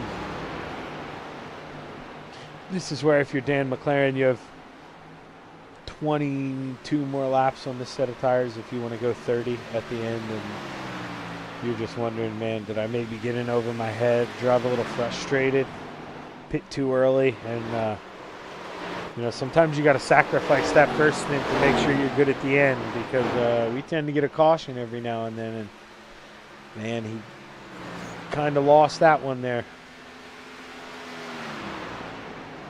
Meanwhile, third place, Jeff Kemper is taking it over. And that's Evo trying to run him down and behind. He just got in the wall. They both did, actually. Cullen Johnston. Let's see how close Keith Jackson is to him. All right, so he's really close to being a lap down. That is the leader behind. This is big for Cullen. This is where he's got to step out of the comfort zone a little bit. Got to go a little harder than you did the first run. If you get a caution, you do not want to be the lucky dog, man. You don't want to hope for something like that. You really got to try to stay in front of that leader here if you want to give yourself a shot at anything. And you know, he's a guy, like I said, no shot at him. He wasn't really running the pace of the leader, but Cullen is always good with strategy. And, you know, he sets himself up for the end of the race. And he's got to make sure he sets himself up for the end of the race here. As we're looking back, Donovan Ross trying to run down Jeff Kemper here to the bottom step of the podium.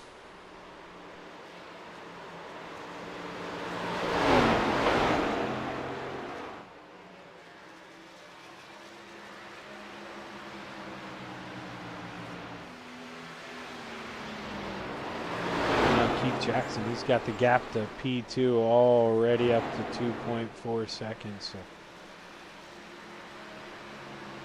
we were hoping we'd have a little battle for the front there. We did for about a lap or two, but then that 113, he just set the sails. He's gone, and he's just got to be smooth. This is definitely his race to lose, barring a caution, barring unlucky strategy, which that would, you'd almost need a caution for the unlucky strategy to come into play.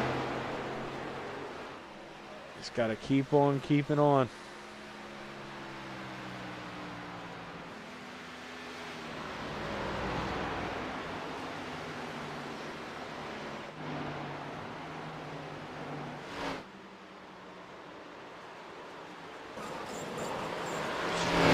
Jeff Kemper turned the wick up a little bit. He pulled out his gap off Donovan Ross, but I was gonna say that both of them get in the wall there going through turns 3 and 4 is, man, the lady in black.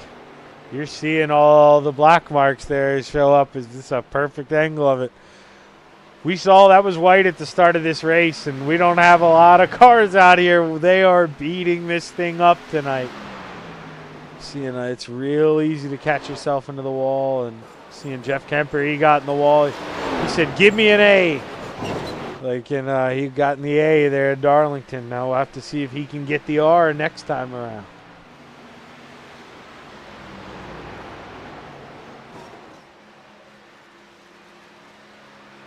Right now, let's do a little rundown. He is a lap down, but Hard Charger up 4 spots. Started 10th up to 6th.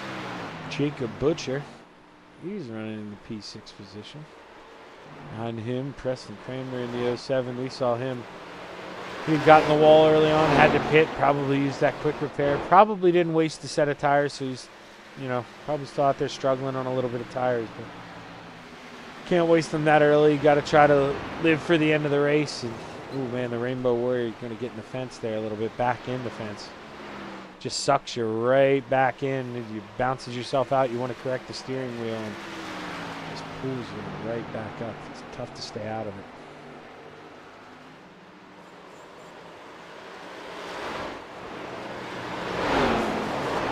Jeffrey Kemper still hanging on to P3. Dan McLaren still running P2. About 4, almost 5 seconds behind your leader up here, Keith Jackson, is coming around to put Gordon Spain. I believe Gordon's already maybe 2 laps down. I'm going to look to put him 3 laps down here. Man, Keith is making quick work of the field tonight.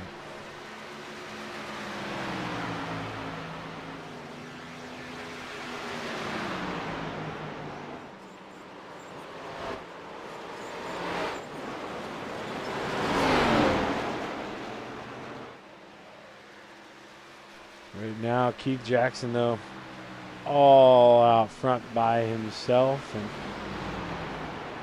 not really much going on here on the track right now. Preston Cramner. This is a battle for position. They're both a lap down, but right now, I believe, yeah, this is for, Cullen still has the leader, so this is for the lucky dog. So let's keep an eye on this.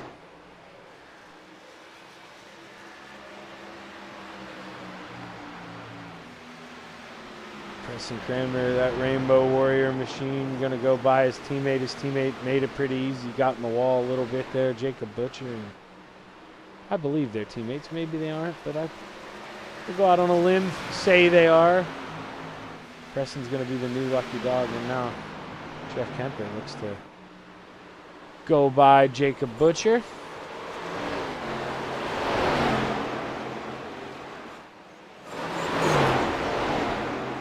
Actually, Devo. Yeah, so Devo was the lucky dog there, but he was able to race his way in front of Keith Jackson. And now we're going to have a battle for 4th here, right in front of the leader. The leader is going to follow his teammate Donovan Ross in the wall. This is going to make Devo now the lucky dog. He bounces off the wall, gets in the inside wall.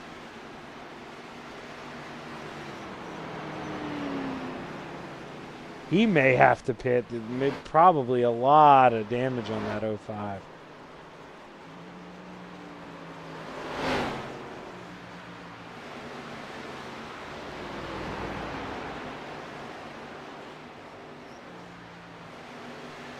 Dan McLaren about 6.5 seconds back to your leader, Keith Jackson. This is where he's really paying for pitting early. He's got to try to go as long as he can just to have a little bit of tire, just try to save something. You know, this is the point where you try to go longer than the leader if you can, if you're Dan, and just, you know, you sacrifice your speed. You know you're not going to win.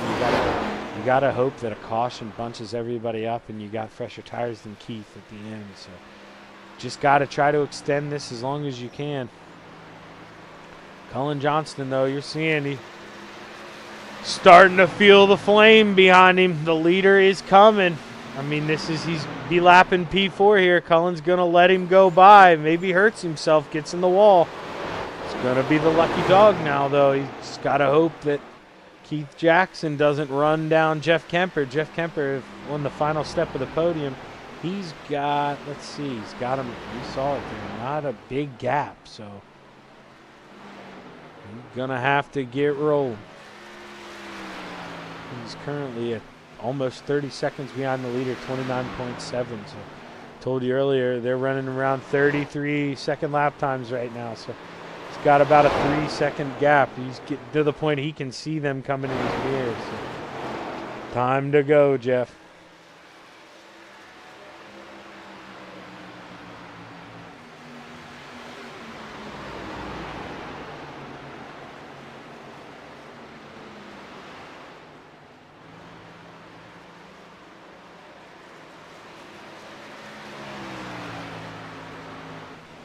Call this the Keith Jackson show with the car counts we've been getting in here, man. It's been his to lose. He's been dominating. He just shows up, and he has been the class of the field. He's won the majority of races this season, and you know it shows. He's not.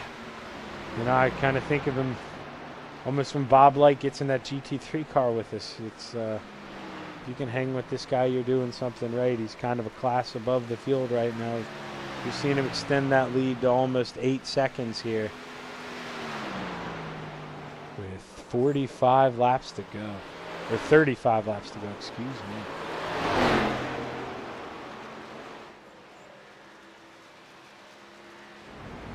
Cullen Johnston going to pull in and pit here. He's going to pit early. So he went long on that first run. Only maybe ran, I'd say, I think he pit lap 34, 22 laps on those tires. He's going to change tires already. Maybe trying an undercut to get to somebody. So maybe it worked for Kemper.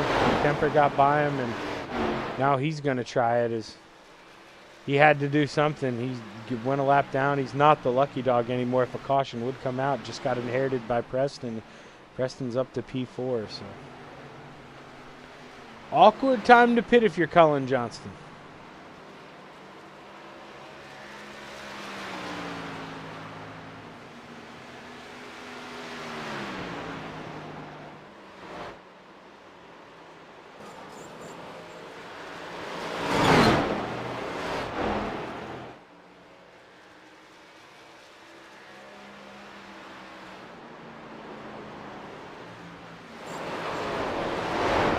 Clicked off right as the 88, really struggling, getting in the wall. That gap is up to 10 seconds. And, you know, that's why I wasn't sleeping on Dan. He just kind of hurt himself short pitting that first run, having to go too long, maybe abused the tires. But, man, that gap, it just increased 4/10 of a second since you heard me talk about it.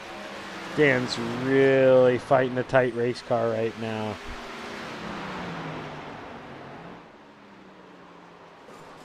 And Dan's trying to get on the brakes here, get on the binders. He's going to gain all he can. He's going to pit here. And right there, that's cones. That's when you got to be under 45. Looked good to me from here. I imagine Keith Jackson, as he puts the final step of the podium, a lap down. Keith Jackson, I imagine he'll be following suit here soon.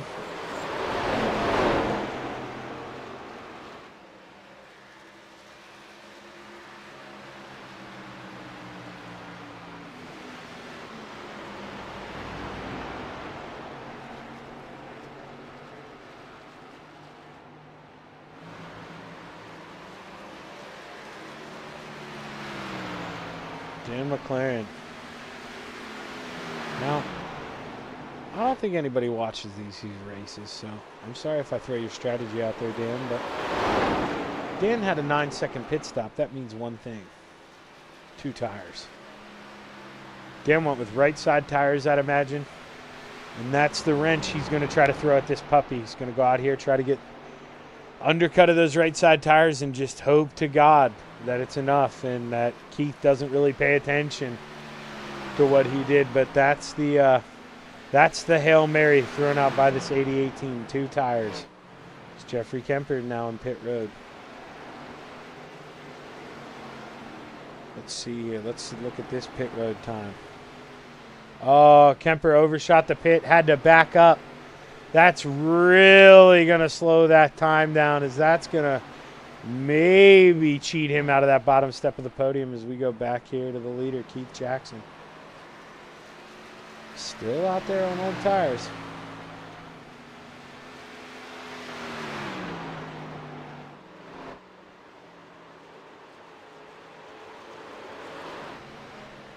Jeff Kemper, he's still sitting on the pits, 34 seconds. He's sitting there. He may have sped going into the pits. Something may have happened there because, oh man, that is a long, long pit stop for the 181.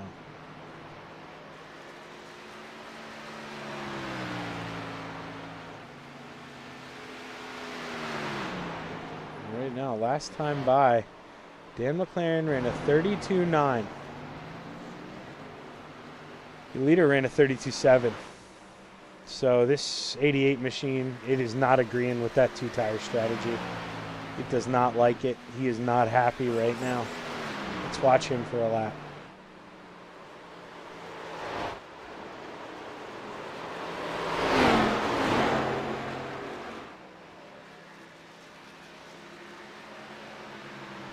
I wonder, 9 seconds. He may have gotten no tires, ladies and gentlemen. He may really be hoping for a caution.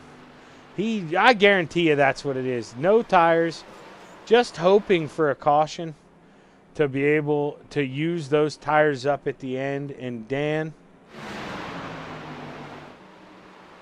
here at Bud Light, we salute you and your ingenuity because that is genius. We never even thought to go the no tires. That is the move. There's no chance in heck you were going to win this thing. You know it. That's the move. Only chance you got. Throw the Hail Mary. Call it.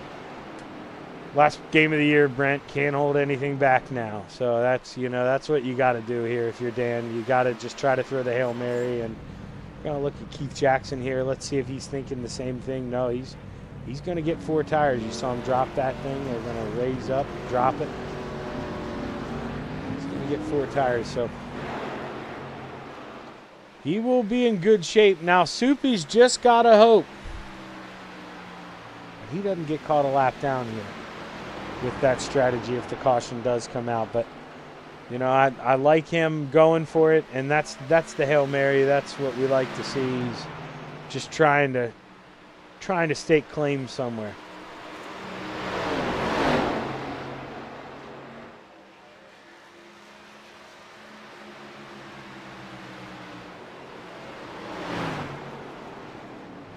Now Dan McLaren, he's going to pit. Okay, I'm not too sure what's going on here. Why he would decide to pit twice. Going to have an interesting question for him here. He's going to lose a lot of time on pit road, and this is going to bring the 13 of Cullen Johnston and the 181 of Jeffrey Kemper into play with him. Now he's definitely going to have fresh tires here at the end. He can go run quali laps for about 10 laps and then struggle for a little bit, but he'll definitely be able to make up time. But I do not understand the double pit stop here.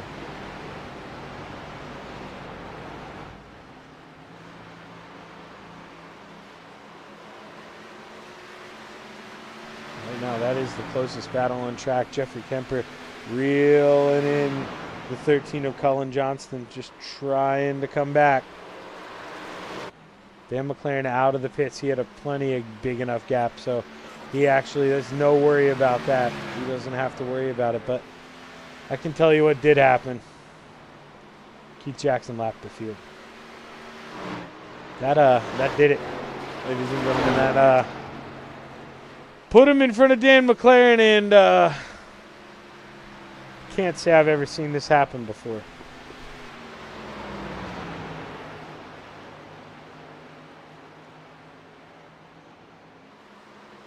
I think in real life I hear the story from my dad a lot. I believe Dale Earnhardt one year, or maybe it was Harry Gant, one of them they lapped everybody but one person, I think at Dover. And before my time, born in 91, or maybe it was when I was a little kid, but this is the first time I'm witnessing something like this. That's just sheer domination from Keith Jackson, good strategy, and oh boy, it's his race to lose. But oh, while I was droning on, Jeff Kemper made easy work of Cullen Johnston there. We're going to go up to P3, and Cullen, we saw he pit early. He's just really struggling now on tires, having to really bind it up on corner entry, losing a lot of time. So we're coming down to, we'll have 20 to go this time by when Keith crosses the start-finish line here. And Keith could spin the car out and still keep the whole field a lap down. So, barring a power outage or an earthquake, we're going to be speaking to the 113 tonight, I think, for sure, on that top step of the podium.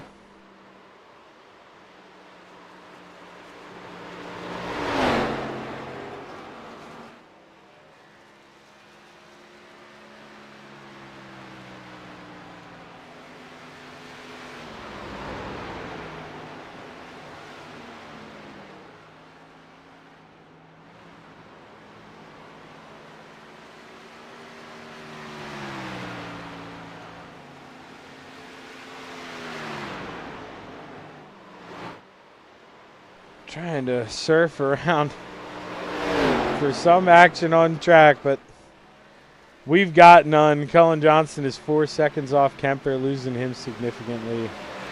Yes, he's pulling over to let Terry Landis by on his newer tires that he has. We're just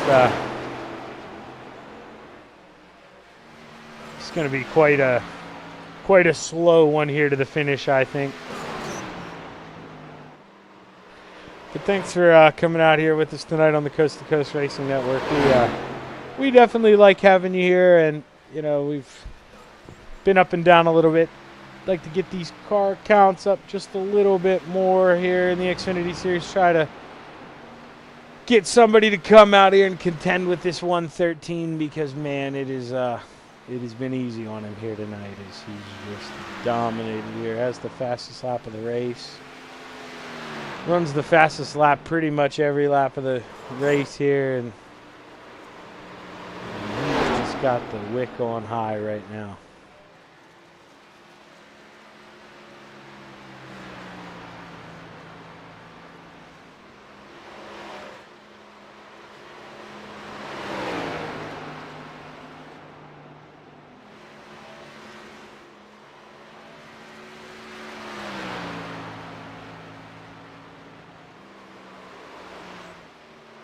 Keith Jackson here as he comes around. We'll have 15 to go.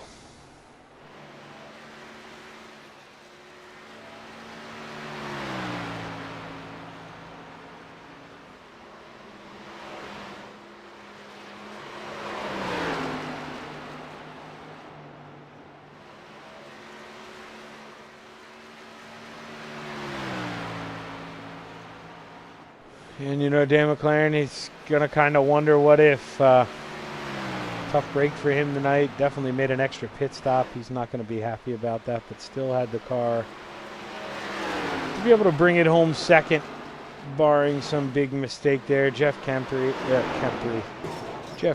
he's got the hard charger right now. He's up 3 spots. Should bring home the final step of the podium. Has a 11-second lead over fourth place Cullen Johnston, who has an even bigger gap over Preston Cramner. Preston is reeling him in a little bit by bit, but Just don't know if he's going to have enough time here as we only have 14 to go. Preston Cramner in that Rainbow Warrior machine I've talked so much about. Man, he gets a little loose coming out of 4. But able to keep it straight. Back behind him, down 2 spots tonight.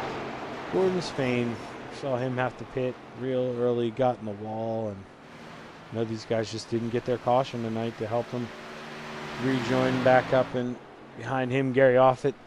Pretty good run for Gary. Started 7th, stayed 7th, and you know some of the bad luck he's had this year, I don't think he's going to be too disappointed with that. Terry Landis, on the other hand, you know, he likes running these asphalt cars. He's going to be a little hurt that he got in the wall early, had to make that extra pit stop. He could have maybe had a top 5 here tonight as he showed some speed here throughout. Jacob Butcher, another one, he got in the wall pretty hard, had to make an extra pit stop tonight. Donovan Ross, just realized we lost him. He disconnected. I clicked on him and it took us into the scenic camera, so that means he's not here. We've got 9 guys on track right now. But man out front is just 100% set the pace. Keith Jackson going to be coming out of turn 2, and as he comes out of turn 4, he's going to be looking to get the 10 to go here.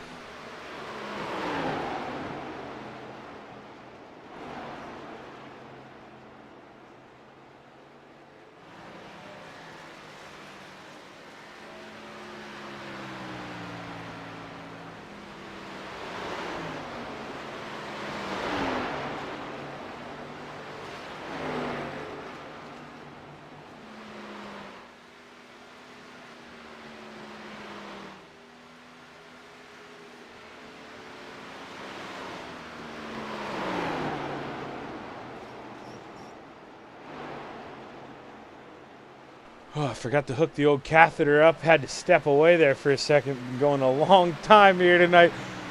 A little over 4 hours for me, so apologies for that quick break there. But as you see, nothing really happened. Keith Jackson here coming up on Cullen Johnston. Cullen's going to get out of the way. He's in P4. That's going to put him, my golly, 3 laps down. So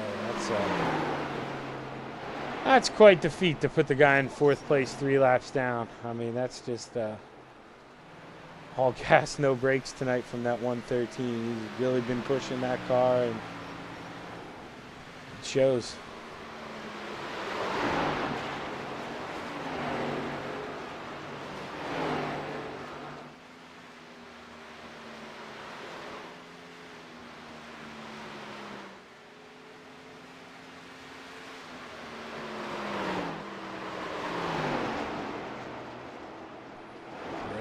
Keith Jackson.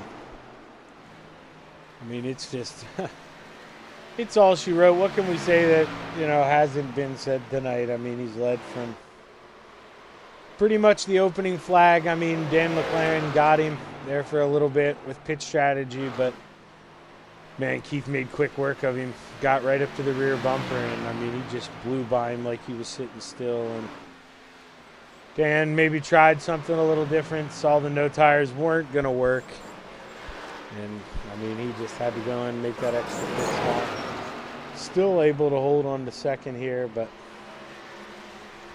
definitely going to be not the night he was hoping for when this first thing kicked off here. But I'll tell you, somebody who probably won't be that disappointed, Jeff Kemper. He's going to be happy with this podium. He struggled in qualifying, struggled in practice, and able to turn it around, just be smooth. We've seen everybody get in the wall, but, you know, he's done it softer than a lot of the guys. Hasn't really paid for it, hasn't bounced down towards the infield like we've seen some guys do, and he's just been able to hold on to it. But we're coming down to, got 5 to go here, and Preston Cramner's got that gap down to 7 seconds on this man, Cullen Johnston. So let's see if we can. Nope. Can't get them in the same camera view. They're a little too far away from each other, but let's see if we can see them here. Just have to see if it creeps up in front of us. Cullen, nope, you saw it rotate around there. That's how close they are, though. Preston's just going to run out of time, though, I do believe. It's not going to. Abe running down here is 4 to go.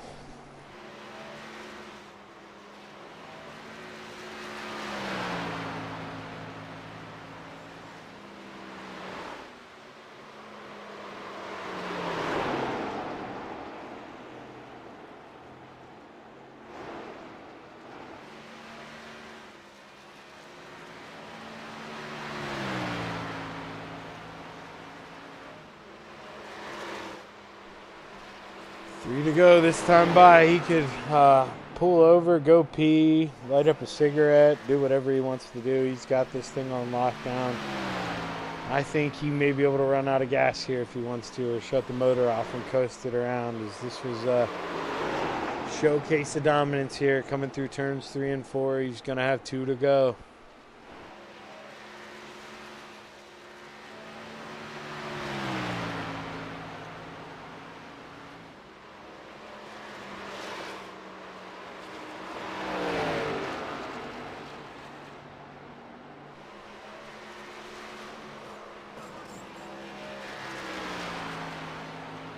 Coming through turns 3 and 4 here.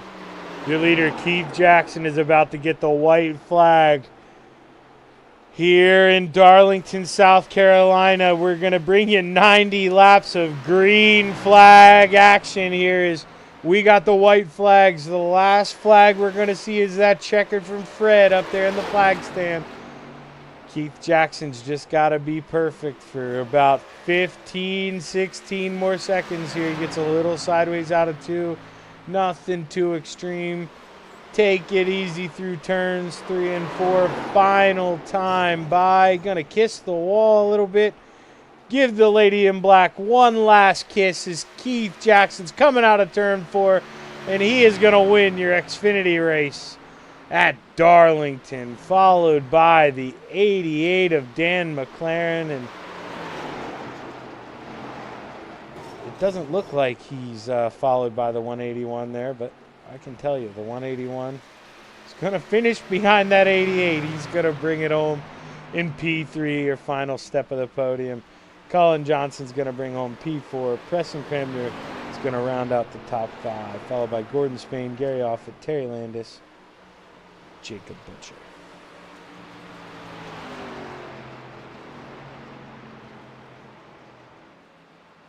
Oh man, gonna give these guys a minute or 2 to catch their breath, but I'm not gonna give them too much time because let's be honest, we all want to get out of here and get home, so he's gonna be moving here, but you know what, I don't really care. I'm gonna move him up anyway. He knows how to do both. Jeff Kemper, man, your teammate, Shaggy up here in the booth. You got a copy? I got you, Zach. Well, man, you know, I told you there, and, you know, I'm sure you wouldn't be admitting that you're not crapping on yourself by saying this, but if I would have told you in Discord earlier that you were going to bring home P3, you know, I think you would have been pretty happy with that. Oh, absolutely. Yeah, I was talking about, I don't really know this track. I don't like it very much. I do like to run the high side right up against the wall, but the transition entering these corners and getting up there is kind of difficult to figure out, and I don't have a whole lot of laps on it. So, yeah, I would have never guessed I get third. Well, man, you know, we did see you eat the wall a couple times, but hey, man, this is the lady in black. Everybody does that here, and it just seemed like you weren't getting in it that hard. We saw some guys really eating it coming out of turns 4 and turns 2, so much so that they were going down and hitting the inside wall. But, you know, Jeff, you were able to hold it together, and, you know, you gave Gambler a podium tonight. So we all appreciate you. Oh, yeah, it was great, and be able to get a hold of Colin Johnson, or ahead of him, since him and I are going for the championship points for the most part right now. You know, that's a big deal. I kind of figured I was going to be lucky even for a top 10. I kind of figured I may have jumped up in the booth and hung out with you for a little bit, you know, wrecking out early, but we're able to keep the wheels underneath us. You know, we beat down that wall, but I need to crush in that right side a little bit. It helped me turn some. Yeah, man. Well, you look good tonight, and like I say, man, Nothing wrong with bringing home a top 3, but you got anybody you want to thank? Oh yeah, absolutely. Got to thank Gambler Motorsports teammates. All you guys are great. You Zach for the broadcast, Lynn Gear Company, Aiden Young at Young Gun Creations for doing my paint, and Travis Piercefield and Andy at Extreme E-Speed TV. Well, congratulations, Jeff, man. Love calling races where you finish on the podium. It's always awesome seeing a teammate finish up there. So, congrats, dude, and hopefully we get you to bring home that championship this year. What do you say? Yeah, we're working at it. I may have to miss next week because the daughter has a award that she's getting, so I'm not 100% sure if I can race it or not, but we'll see what the points are doing and what's happening there. But may not be there, but we'll end up fighting the rest of the season out. Hey, man, well, maybe I can call in a bomb threat, see what I can do for you. You know what I'm saying? Well, too late now. You got to get someone else to do it. Oh, yeah, that's true. Now I just gave it away. But congrats, Jeff, man. I always love talking to you. Good run. All right, thanks, Zach.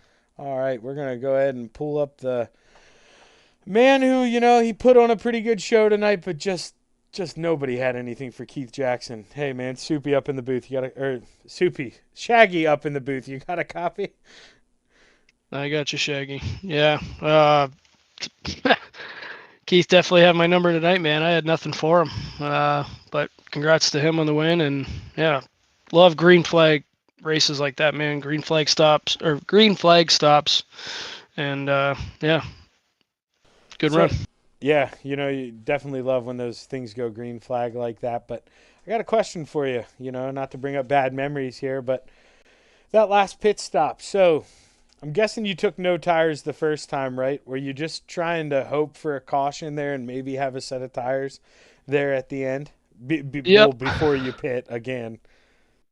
Yeah, well, my first pit stop, I was just throwing a whole new strategy and just see what happened. But I did hit the wall pretty good, and I had a meatball flag, so I had to come in within 2 or 3 laps, or I would have got disqualified. But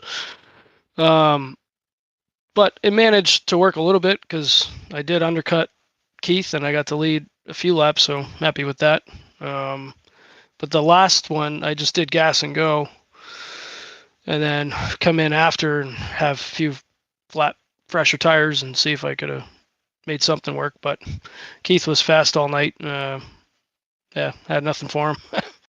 No, yeah, you were kind of in that no man's land at the point where, you could easily try a strategy like that, and if it just wasn't working out for you, you could pit and still hold on to second. So, I mean, you had a great car, Dan, but, I mean, even before I quit running, we got to come up with an answer for this 113. He's quick, man. This Keith's really got something figured out.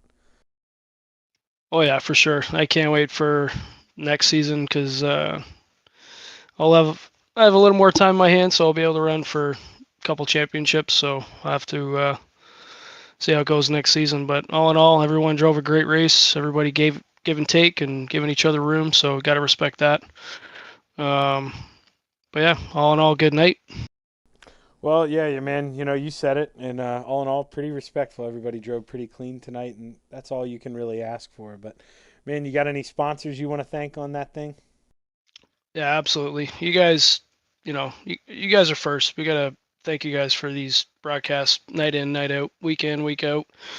Roger and all the fellas putting the league on for us to race every night, and, almost every night.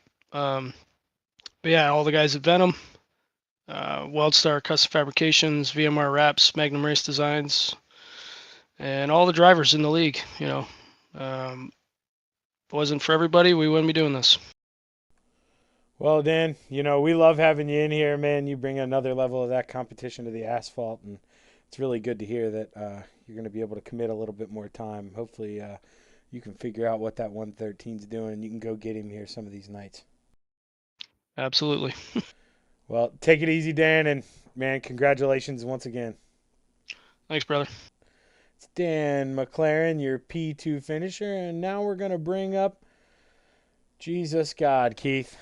I have never seen in any of these races somebody lap the field. Just talk to us about the dream ride tonight.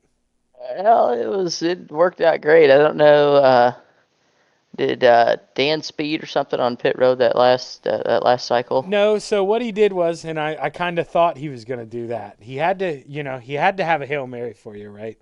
So he went gas only, and he was hoping that somebody would wreck and just, be caught on the lead lap with you. But, man, you were catching him so fast there. You were going to put him a lap down anyways. So the lucky dog would have screwed him, put him at the back of the field. So he just decided Right. to go try to get the fast lap from you. But, man, he couldn't even do that, dude. You were lightning tonight. I mean, I don't want you to give away all your secrets here, but getting to watch you, I get to pick a little bit of things. Do you mess around with dialing a little extra rear brake in this thing? No, earlier we ran probably about 50 laps beforehand, and I messed with the brake bias a little bit. But the setups that we test with versus the setup that we run with, they seem total opposite. They're super loose. This setup was perfect to drive. I felt like in the middle of 1 and 2 is where I made all my time. I was decent in 3 and 4, but I would notice I couldn't gap Dan very well in 3 and 4. But it seemed like from the middle of 1 and 2 to exit, that's where it seemed like I would pick up 2/10, 3/10 of a second of a lead, every lap. And that's where I just concentrate on being smooth in 3 and 4, and then trying to make my time up there in 1 and 2 there. Yeah, and I kind of said that on the broadcast. I was watching your in-car, and then I'd hop back to Dan. And 1 and 2 specifically, man, I don't really know how to describe it, but in the middle of the corner, you were almost turning right. That's why I wondered if you dialed a little extra rear brake into it, because I'd go back through the rest of the field, and, man, they sounded like drift cars screaming in the middle of 1 and 2, whereas you fought it a little bit with the brake, and you had the wheel almost straight in the middle of the corner, and that's what you need to do. You did an excellent job of finding that speed tonight, and, man, Keith, nobody else was even in your area code, so congratulations, man. Yeah, I appreciate that, man. It just like I said, you get lucky every now and again, and tonight worked out for us pretty well. Yeah, I'd say so. If it didn't work out well, man, I'd hate to see a night where it does work out well for you, because, Jesus, that wouldn't be good for the rest of the field, man. But congratulations. You got any sponsors on that rocket ship you want to thank? Oh, not really. Just thank you guys putting this thing on, C2C, for hosting the races. And then, as always, Jack, Devo, Gary, and Greg. Yeah, it's just good times to just get together, hang out, and shoot the crap a little bit, and run a couple laps at Darlington tonight. Yeah, man. Well, you ran more than a couple 90 green flag laps, and I think I only saw you get in the wall hard maybe once or twice, and it wasn't even hard enough to do anything. You were real consistent, and, man, congratulations. You went out there and earned this one tonight. Yeah, absolutely. Thanks, buddy. You guys have a good weekend, and hopefully talk to you soon. Yeah, I got a feeling I'm going to be talking to you next Thursday, my man. It's becoming quite the meeting here.